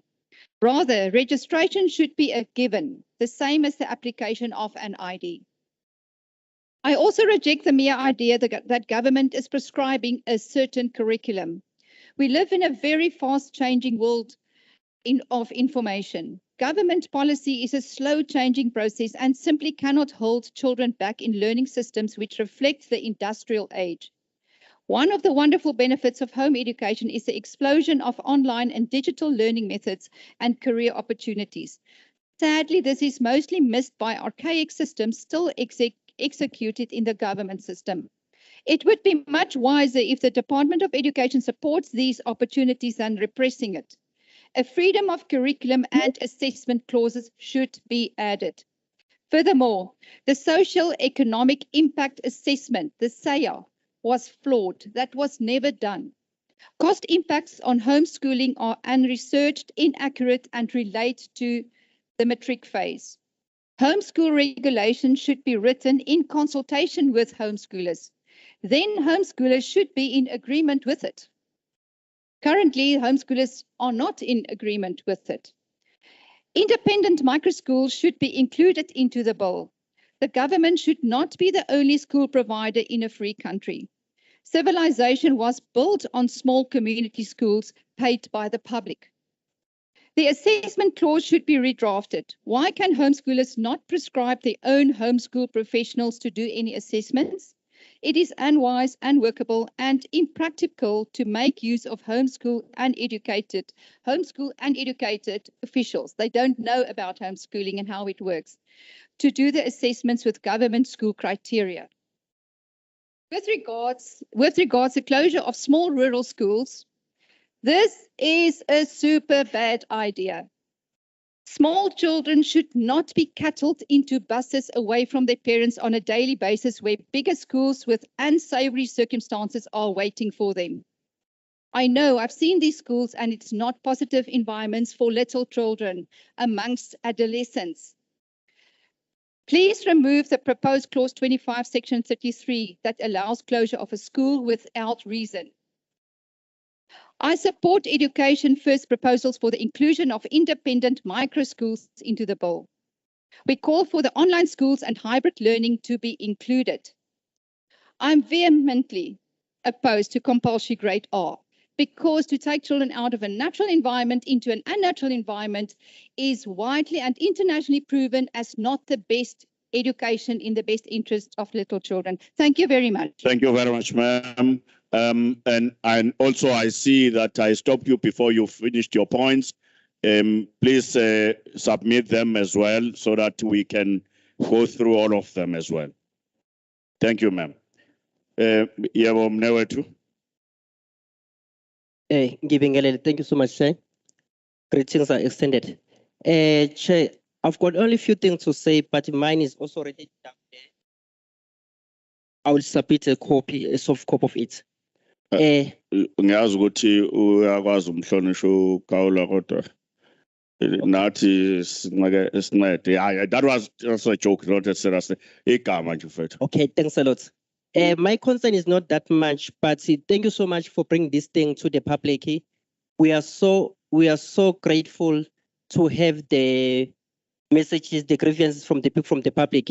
For an example, my brother, the one that was a sixth speaker, he also touched some things that we need to understand as the unions, that what they are going through as the community, as the parents of those learners that we teach. Thank you so much, sir. We appreciate your presence. I have to move further. Thank you so much again in the bill. It highlighted that the powers have been given to the department, the powers of the SGP. Why I'm saying this so it because sometimes we blame the SGP for the dysfunctionality in different schools, not because we have to blame them, but I feel that the department or the bill doesn't talk about the capacitation of those SGP members. SGP members have been trained for only 1 day or few hours, but they have to run the school for more than 3 years. Let's come to what I stand for. Let us go back to clause 1.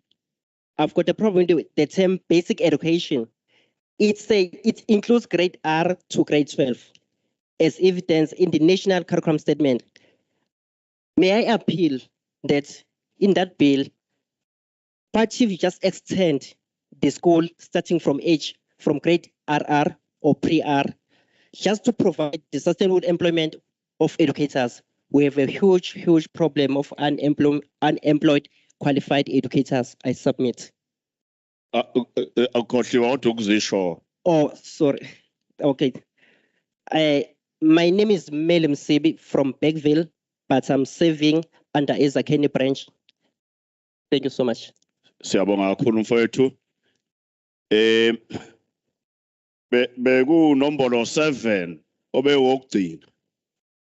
Nekhale imbili u8 no9. Kodwa mazi ngekho. Uvuka umoya. Okay. Woza ona sesinye babundona ngena bese ke ngiyayivala ngawe mnewethu.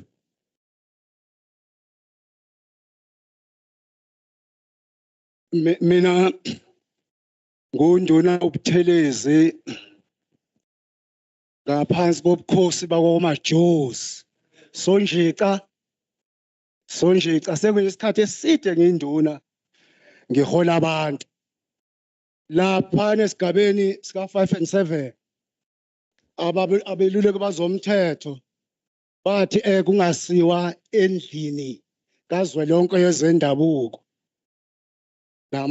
nasinandabana amakhosana sikhuluma ngathina amandabuko lapha yana emthethweni wama-R wengane ofuna ziye escrashini 5 and 6 ekugcineni khawula singale kodwa ngifunda noSonjica ngoba uSherman portfolio committee Sherman akudlulise njengoba kunjalo lokhu uhulumeni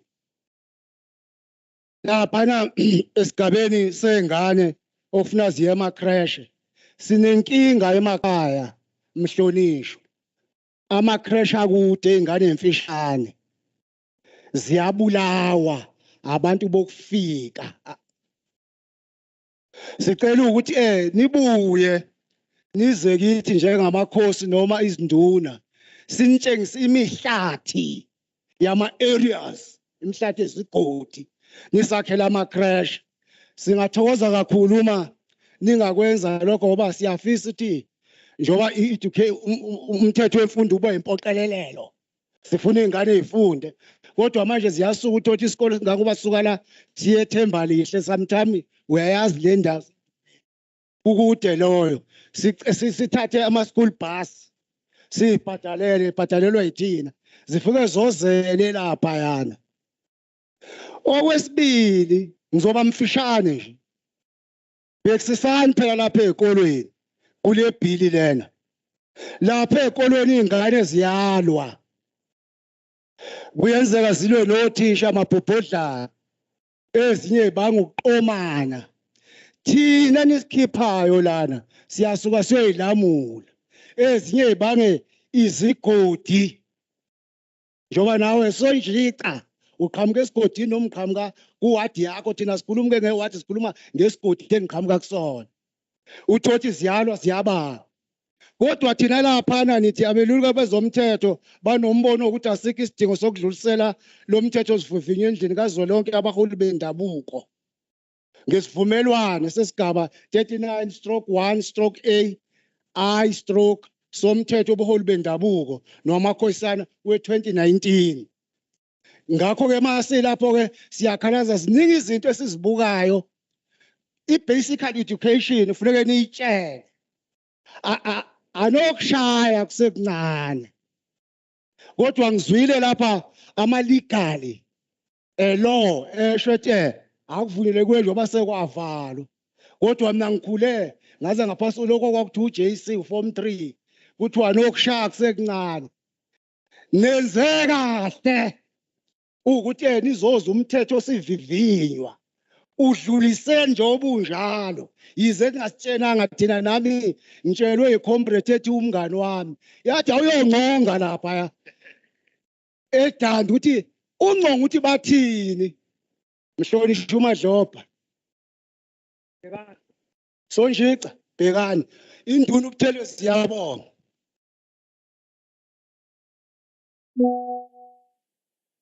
ngena mnewethu. Ngiyabonga ithuba ngiyabingelela chairperson. Igama lami uSamukelo wakamkhwanazi. My concern is on clause 30 that is seeking to amend section 41 of SAS that's regulate the exemption of a single parent to provide the governing body with necessary documents when making an application for exemption from the payment of school fees. It's just a seeking clarity question, maybe legal section, ukuthi should it happens, a governing body mhlambe decline application of the parent, kwenzakalani. Okwesibili, maybe what are the criterias that must be used by a governing body to check ukuthi that parent engavunyelwa yini ukuthi akhululwe ukuthi angasikhokhi school fees. Ngicela nje i-criteria mhlambe esingayithola ukuthi what the criteria that need to be used by a governing body to look at this application. Thank you. No, thank you very much, Ndonga. You may proceed. Thank you.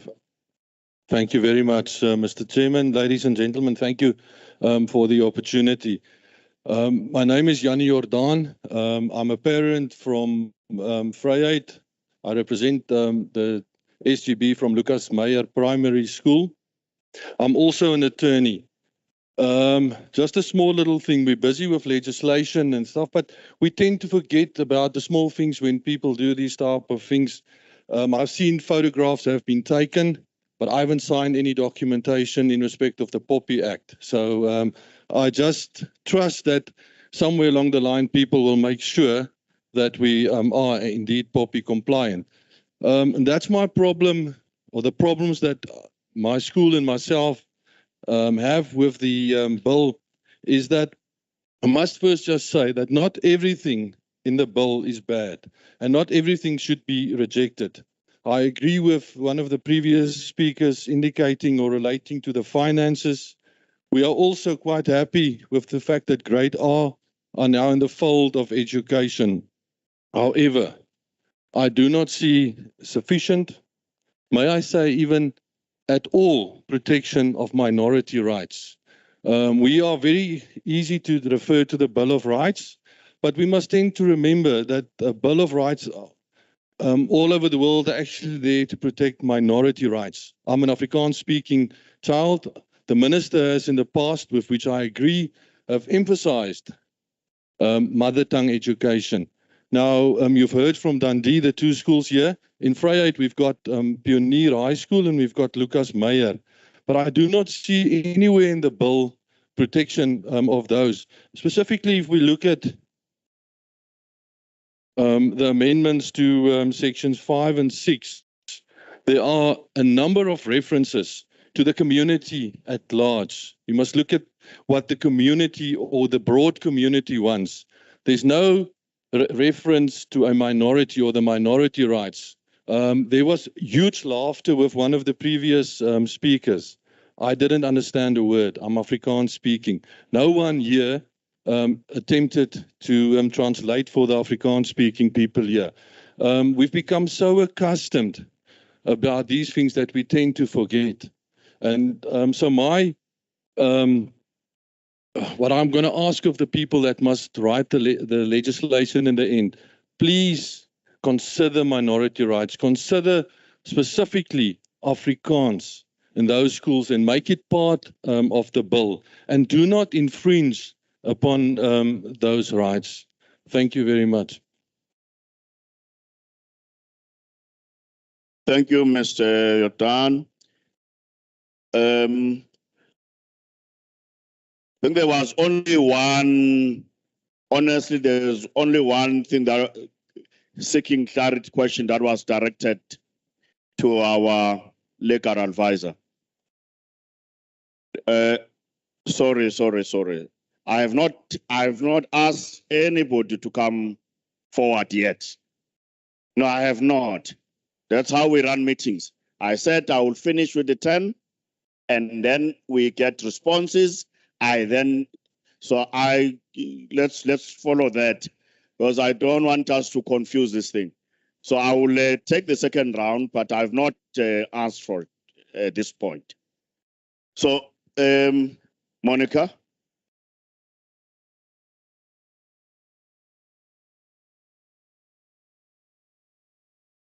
Thank you, Chairperson. Let me start by saying thank you for all your submissions and your comments. We appreciate. I will, however, not be responding to the written submissions. I'm sure you have clarified it. And as the Chairperson explained, the process is that all those comments are then taken to this committee and they interrogate clause by clause as I presented, and they look at all your comments that you have put therein. And then we submit as a committee to NCOP what KZN is saying. So I will not be able to respond to the written comments. I've only got 3 chairpersons which were seeking clarity on the bill. And the first one, somebody asked about clause 2A, compulsory, the one about, clause 4, where learners are less than 6 years. If you read it properly, it says that they may, if a parent wishes to send their child who is less than 6 years, it's up to the parent, it's optional, because the compulsory age of attendance is only 6 years.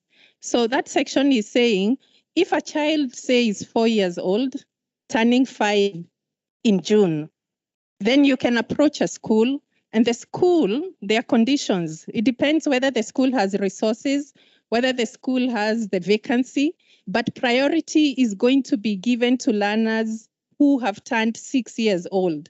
Because the one who is 4 now in January, turning 5 in June, by next year, June, they will be 6 years old. So they could be considered, but they are not a priority. So I thought I should explain that one. The other one was clause 47 and about misconduct of teachers, especially teachers who engage in sexual misconduct or relationships with the learners. You will see that the way that section has been drafted, it's in such a way that it accommodates any other offenses that are committed in terms of other laws.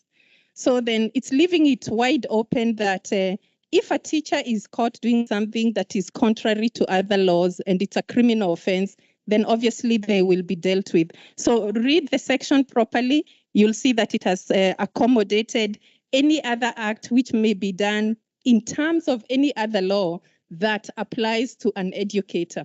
So if they do that, they can be reported, it can be dealt with. I think it was addressed. The last clause was clause 30, exemption from school fees, and what are the parents going to do? Parents have a right of appeal. They can appeal to the HOD. And because if a parent is unable to pay school fees, then they must be listened to. That's the purpose of this section, even bringing in affidavits and other documents. And again, remember, there's a clause of dispute resolution. The dispute resolution mechanism is to ensure that where there's any dispute between the school and the parent and the school governing body, then they should be able to approach the head of department for resolution. The one about clause grade R, a chairperson, I don't want to go into details. That is what is in the bill.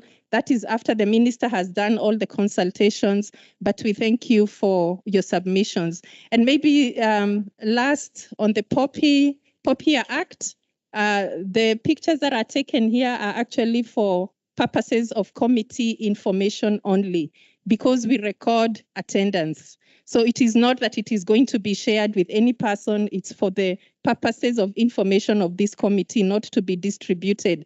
But having said that, this is a public hearing. You're already on social media, you're on Facebook, and you are appearing on many other platforms publicly. Thank you, Chair. Thank you, Monica.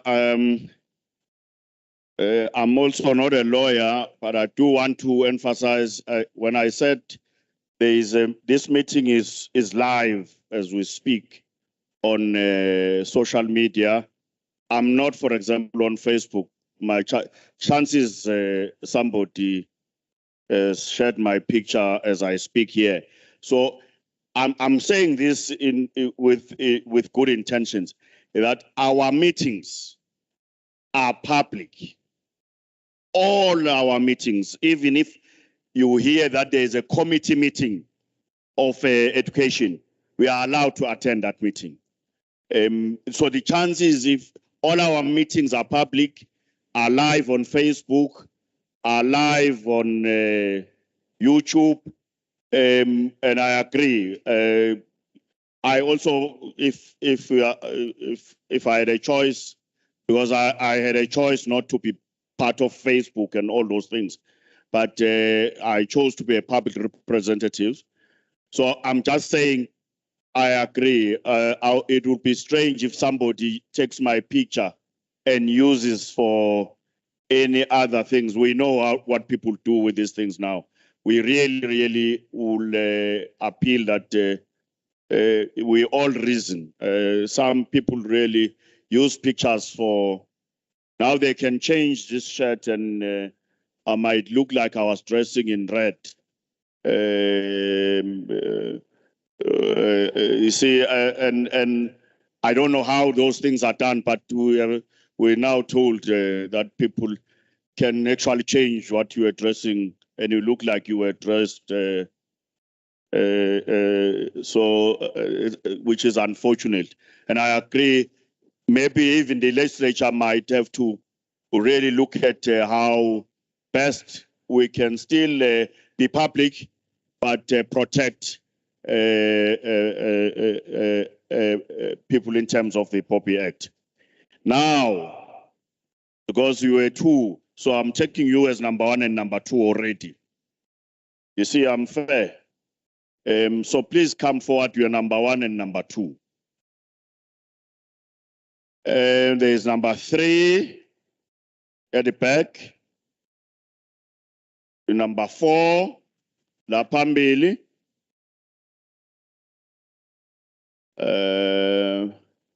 This is going once, going twice, gone. So we have 3, 4. Please, I'm sure the rules now are more clearer what we do. We introduce yourself. You make your point in 3 minutes. So let's proceed. Then we'll close our meeting after that. You may proceed, ma'am. Good afternoon. My name is Helena Viljoen. Thank you for the opportunity to say a few words. I just want to say, I think I'm a mother, I'm a grandmother, I'm a teacher, and I'm a principal. And I think when God created us, He created us to look after our children. And I think that's primarily why we are here today, to be here to get the best for our children. Now, I do agree that there are certain clauses that are practically good, but I have a problem with clause 4 and 5 mainly because I think it takes away the powers of the governing body. And I think the governing body needs to have more power and there mustn't be any dispute. There's no time. If you run a school, there's no time to have disputes about things that happen in a school. And if a school works well, why must that be then actually contested? So I would like to say that the admission policy as well as the language policy must be according to the governing body. And then the last thing I want to say is about the small schools. I do know that there are small schools in our rural areas that may be not working so well. Give them assistance and help them, but don't just close them, because those children are in an environment where they actually grow, and the personalized attention that they get is so precious. So I would really say they people must think before they just close a small school to the benefit of the community. Thank you.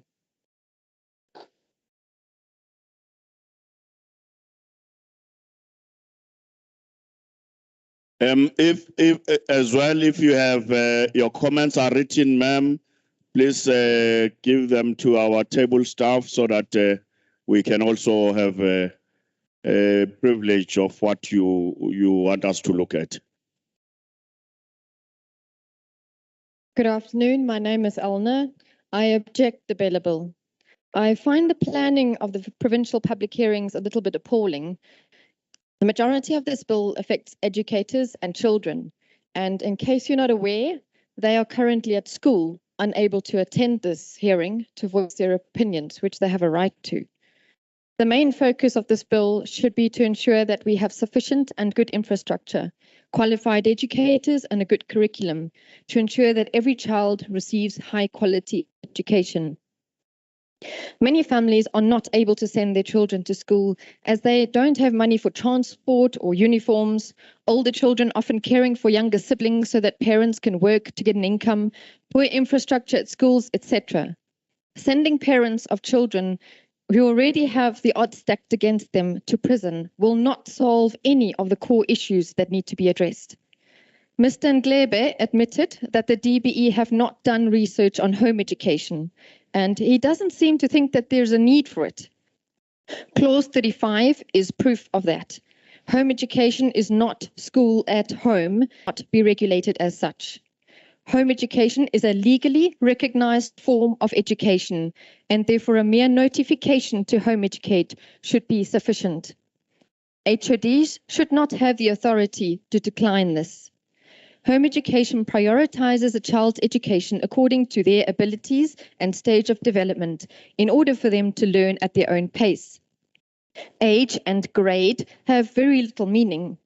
If we are restricted to cover 50% or more of the content and skills according to the National Curriculum Statement and assessed according to age and grade, then we will not have the freedom to be able to follow the variety of different approaches of education that are available worldwide. In my opinion, home education should not be inferior to that of quintile 1 schools, where the standard of education in a dilapidated school is extremely low. I disagree with clause 35(16). A minister should not have unfettered powers to make regulations at her sole discretion. All decisions should be made in consultation with home educators. This bill does not contribute to the eradication of poverty. It does not provide an education of high quality for all learners, nor does it uphold the rights of all learners, parents, and educators. This bill is all about state control. Thank you very much for your time. Thank you. Ngiyabingelela baholi bami. Umfana wakwaMathe lo lapha eSiyawela site under uphumzile kaNkosi branch. Okwami kuncane kakhulu ukuthi nje ngiyabona ibill le eamendwayo ikhuluma kakhulu ngo-education but esengithenga kunothisa la kukhona la eveza khona ukuvikeleka komntwana ukuthi there is no punishment evumelekile against umntwana, right? Angiboni kukhona la protector khona uthisha njengomsebenzi kahulumeni. Mhlambe ngoba ziningi igameko ezenzakalayo sisebenza ngabantwana labaya abanye basuka ney'nkinga zabo ngaphandle emphakathini, abanye basuka ney'nkinga zabo emakhaya, bazoziveza la kuthina. Uthisha uyafundisa, uyasuka umntwana ushaya ngempama. Akukho la wena uvikeleka khona kule bill ekhandwayo. Ngiyacela mhlambe baphathi bami mhlambe maninga-include lokho ukuthi uthisha uvikeleka kanjani.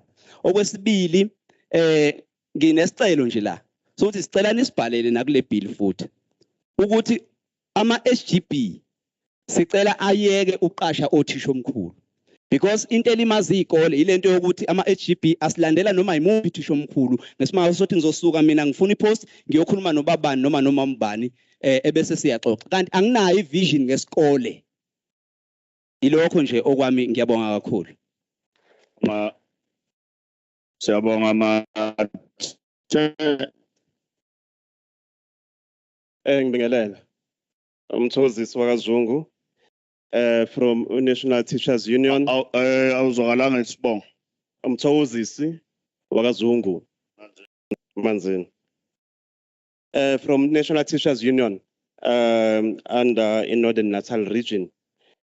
As a National Teachers Union, we do support a bill, this BELA bill, with amendments. Of course, we also like to see the compulsory use of technology in schools.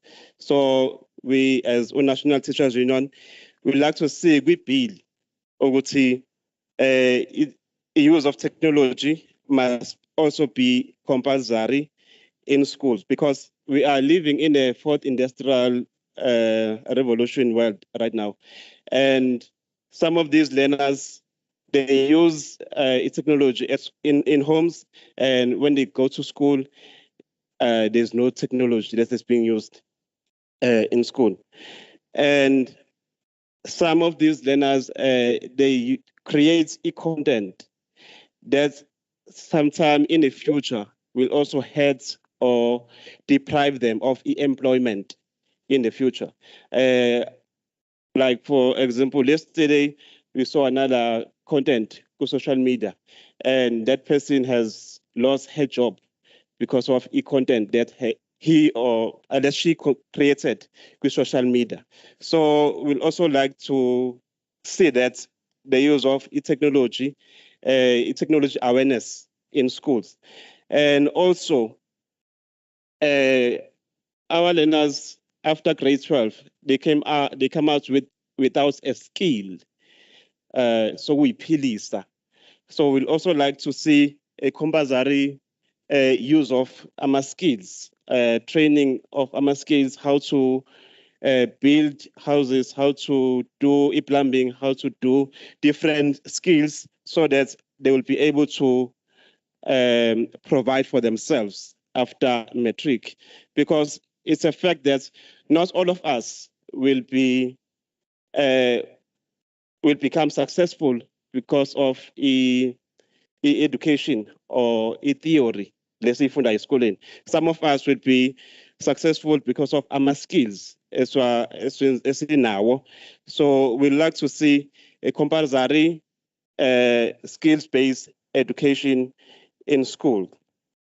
And Comrade Wamlo also mentioned that we see a banning of corporal punishment, but we don't see a alternative. What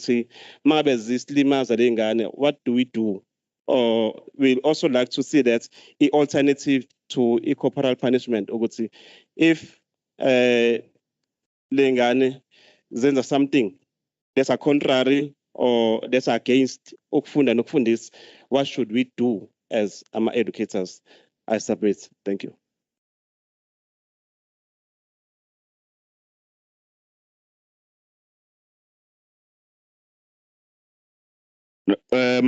Siyabonga kakhulu Gobeni. Bekuyisandla sokugcina ke lesi. Now this is how we're going to proceed ngoba siyawuvala umhlangano manje. I indicated ukuthi umsebenzi wethu ngempela namhlanje ukulalela izimvo zomphakathi ngesikhathi sesiqoqa yonke imibiko sibe nendlela yokucwaninga ukuthi hayi kusho ukuthi la bavumelana kodwa bafuna kulungiswe endaweni ethile ayilana nje bawuphikisa njengoba unjalo. So I am getting a sense that there are views that are opposed to the bill, not in its totality, but certain issues that you are concerned about. There are those who are agreeing with the bill, but also with certain issues that they want us to look at. Ngiyafuna nduna esizwe ngithi ngikuzwile Shenge ngikholwa ukuthi nabahlonishwa bakuzwe kahle ngikuzwile nami ngwasogengele nami esigodini sangakithi. Kubalekile ngoba enye yezinto esiyikhulumayo ukuthi izikole kufanele kube zomphakathi. Awukwazi ukuthi isikole somphakathi bese ucabanga ukuthi ubuholi bendabuko abungaparticipate kuleyo nto leyo. Ngiyakuzwa mina, ngithemba ukuthi abanye esihamba nabo bakuzwa njengoba ngikuzwa sokalisa. Ukuthi kuyafuna sikhulumise lokho. Kodwa yonke imbono kukhona nje singaqali ngiyakhuluma nomhlonishwa kalwala ukuthi sokwesibili usho ukuthi siyazi ukuthi indaba yezingane kodwa asiza ukuthi othisha bazovikeleka kanjani ngoba nabo bayahlaselwa izingane. Bayahlaselwa abantu abaphuma ngaphandle komphakathi. Umbono obalekile lo kufanele siucubungule ukuthi ibill izowuthinta kanjani ekuthenini awukwazi ukuthi kuvikelwe izingane kodwa othisha nabo babazali ngaleso sikhathi bese esikoleni kufanele kukhulunywe ukuthi bavikeleka kanjani. So ngiyenzana nje ukuthatha ukuthi kukhona okuhle okushiwo ibill, kukhona futhi okunye enicabanga ukuthi akukho kuhle okufanele mhlambe sibheke ukuthi singakulungisa kanjani ukwenzela ukuthi kube kuhle. So ke I'm going to stop here and we adjourn this meeting. Kodwa there's one announcement I'm told I must make. The team, maybe before that, may I really plead with you. Use this opportunity of sending your views on this bill. There were adverts, I think, Isolezwe, Ilanga, and Mercury. I don't know to what extent everyone gets those newspapers. But there's this bill is on our website as legislature. It tells you who to write to by when. So that we really, because our view is that as KZN, we must make our voices heard as well. Because if we don't do that, you will then be surprised that all other provinces will have submitted views. We will submit something eventually when we finish with this hearings, public hearings. We will also form an opinion on what our mandate, those who represent us, should be the mandate of the KwaZulu-Natal province.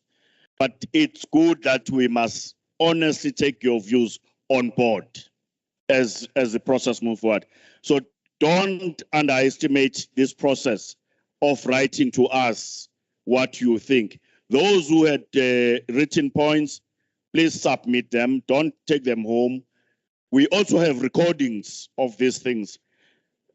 I do want to emphasize some of these recordings are very important. Some of these pictures are very important. Because if you wake up tomorrow and say, I'm lying that there was a public hearing, I must then be able to satisfy the court that indeed I did have the public hearing. So there is besides those people who are abusing these things, there is a reason why we must do things according to what the law wants us to. Because I might write and say I was in Dundee and there was a public hearing, and I came here and depart with my friends and say it was a public hearing. That's why we record these things, so that when we're challenged, we're able also to say, look, might have not been a perfect public hearing if it was not, but we did have those public hearings and or attempts, as it were. So that's the reason some of these things. So these recordings are very important for us as well. But you see, government works that way. I might not be here after the elections, but the government must continue, must work. It doesn't stop because we are here this year. So that's why some of these things, these recordings become important, so that when you come back, we come back a few years later, we are able to defend some of the decisions we have taken. Now, my last point will be to thank you. Thank you, you as parents. Thank you as teachers. Thank you as officials of the Department of Education, Babu Keswa. The results that we got of grade 12s, you have made us very proud. We really, really thank the teachers. We thank the learners. We thank you as parents. We think you will do better. 2024, Umzinyati will be number 1, I'm told, by Babu Keswa. I'm told, I support all the districts. I support all the districts. So somebody was just whispering to me that you are gunning for number 1 now. So you have my support. But we really appreciate the effort and the work you are putting in.